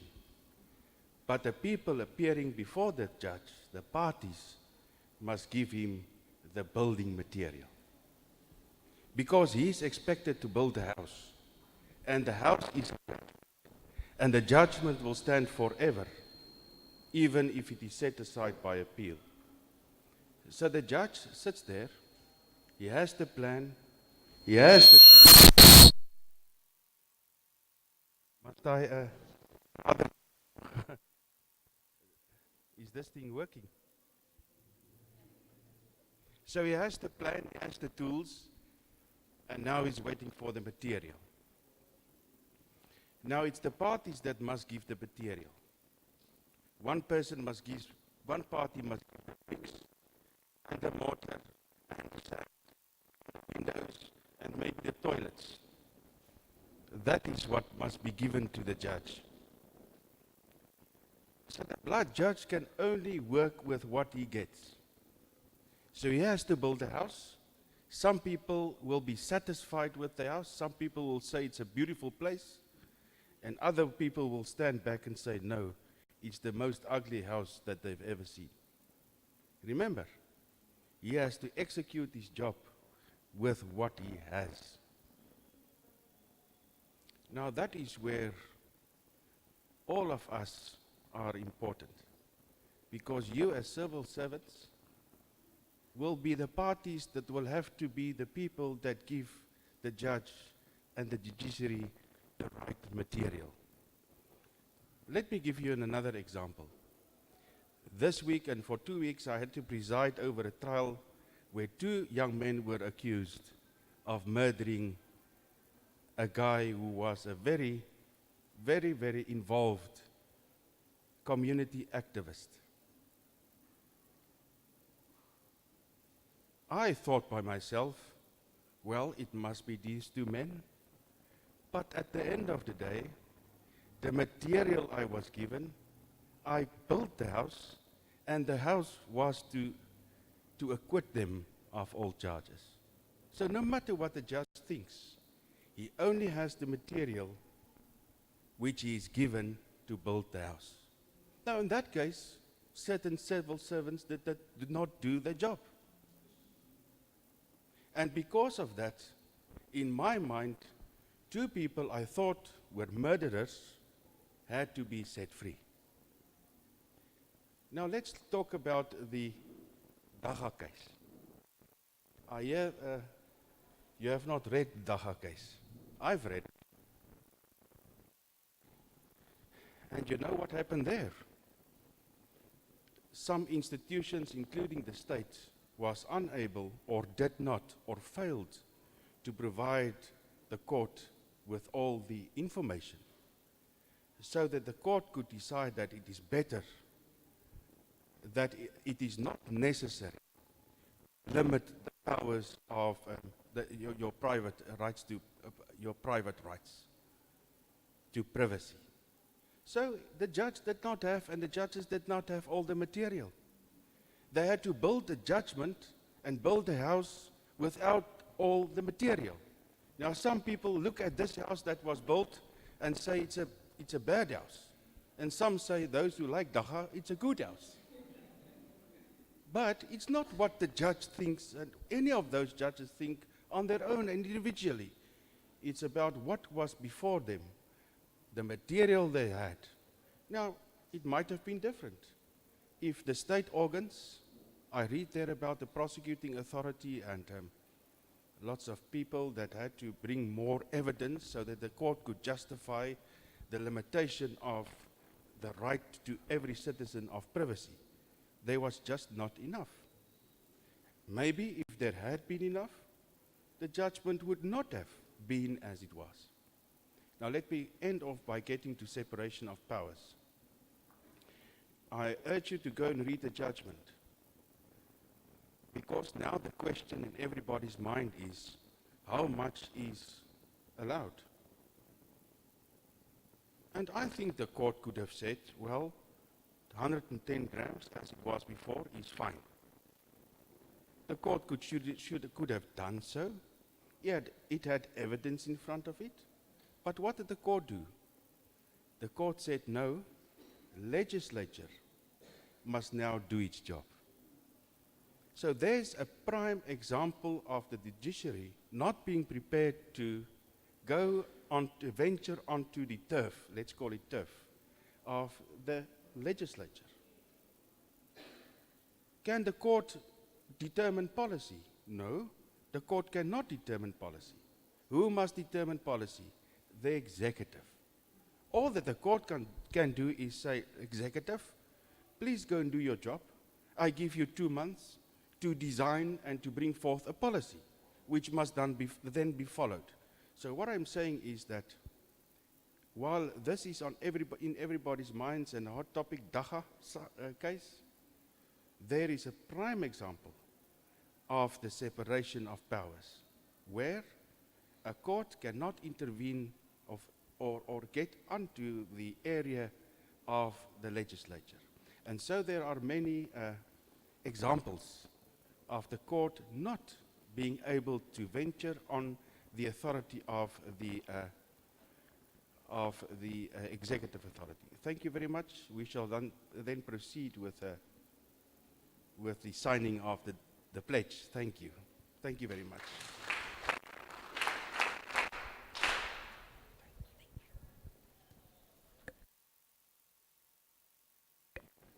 Thank you, Judge. If you just maybe not move too far. Right now, we are going to have a more formal, if I may say, part of the program. This is what we call the pledge signing or oath signing ceremony. So what the Public Service Commission has done is that it has established an oath, basically an oath that that MEC Mashego, as well as our Director General, Mr. Mhlasedi, will be signing, basically to say that they pledge to embrace and live by the constitutional values and principles. Today, they will be signing, of course, on behalf of Mpumalanga Provincial Government. However, as the Public Service Commission, as part of our promotional aspect, we will be going to each and every department. So whilst we are doing promotion, as the lady might have indicated, how often do we go? As we go to each department, a promotion of constitutional values and principles, there will also be, or rather an oath signing ceremony in each provincial department that the MEC or the Honorable MEC as well as the HOD will be expected to sign. So I'll just hand over to you, Judge, and he will take us through. Thank you. Thank you very much. Pledge to embrace and live by the constitutional values and principles. I hereby pledge that I strongly believe that South Africa is a sovereign, democratic state which belongs to all who live in it, united in their diversity, and that I will be faithful to the Republic of South Africa, strive for national harmony, and honor the Constitution, particularly the values and principles contained therein, in my daily duties through espousing the fundamental values of the South African Constitution, such as human dignity, equality, freedoms, advancement of non-racism and non-sexism, the supremacy of the Constitution and the rule of law, and building a strong democratic government that will ensure accountability, responsiveness, and openness as contained in Section 1 thereof. Endorsing, embracing, accepting the Bill of Rights in Chapter 2 of the Constitution as a cornerstone of democracy in South Africa. Embracing, championing all the constitutional principles, including those in Section 195. Promoting and maintaining professional ethics in how I conduct myself, the performance of my duties, my interaction with members of the public, and management of state resources. Ensuring that public resources are used for the purposes they are allocated for, while complying with appropriate prescripts. I will also make sure that all public resources are used in a manner that will improve service delivery and improve the lives of all citizens. Capitating the public service institution that I work for to ensure sustainable socio-economic development and the implementation of developmental priorities which will improve the lives of citizens. Being impartial, fair, equitable, and unbiased in the provision of services.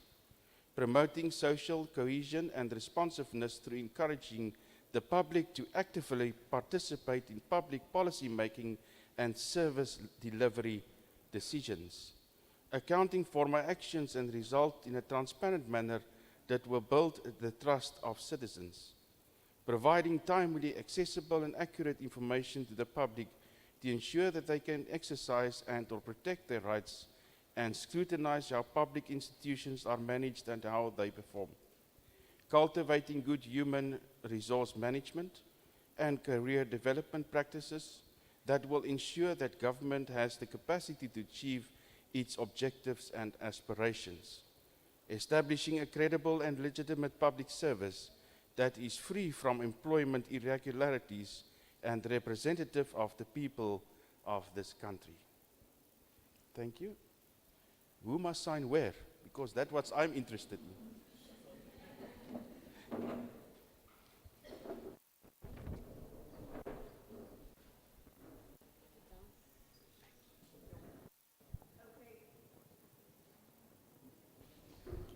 Okay, we're now going to have our Honorable MEC for Department of Roads, Public Works and Transport, representing the Honorable Premier, Refilwe Mtweni in absentia, and also the Honorable Commissioner of the Public Service Commission in Mpumalanga, Mr. D.S. Konazi, and also our Acting Director General of the Mpumalanga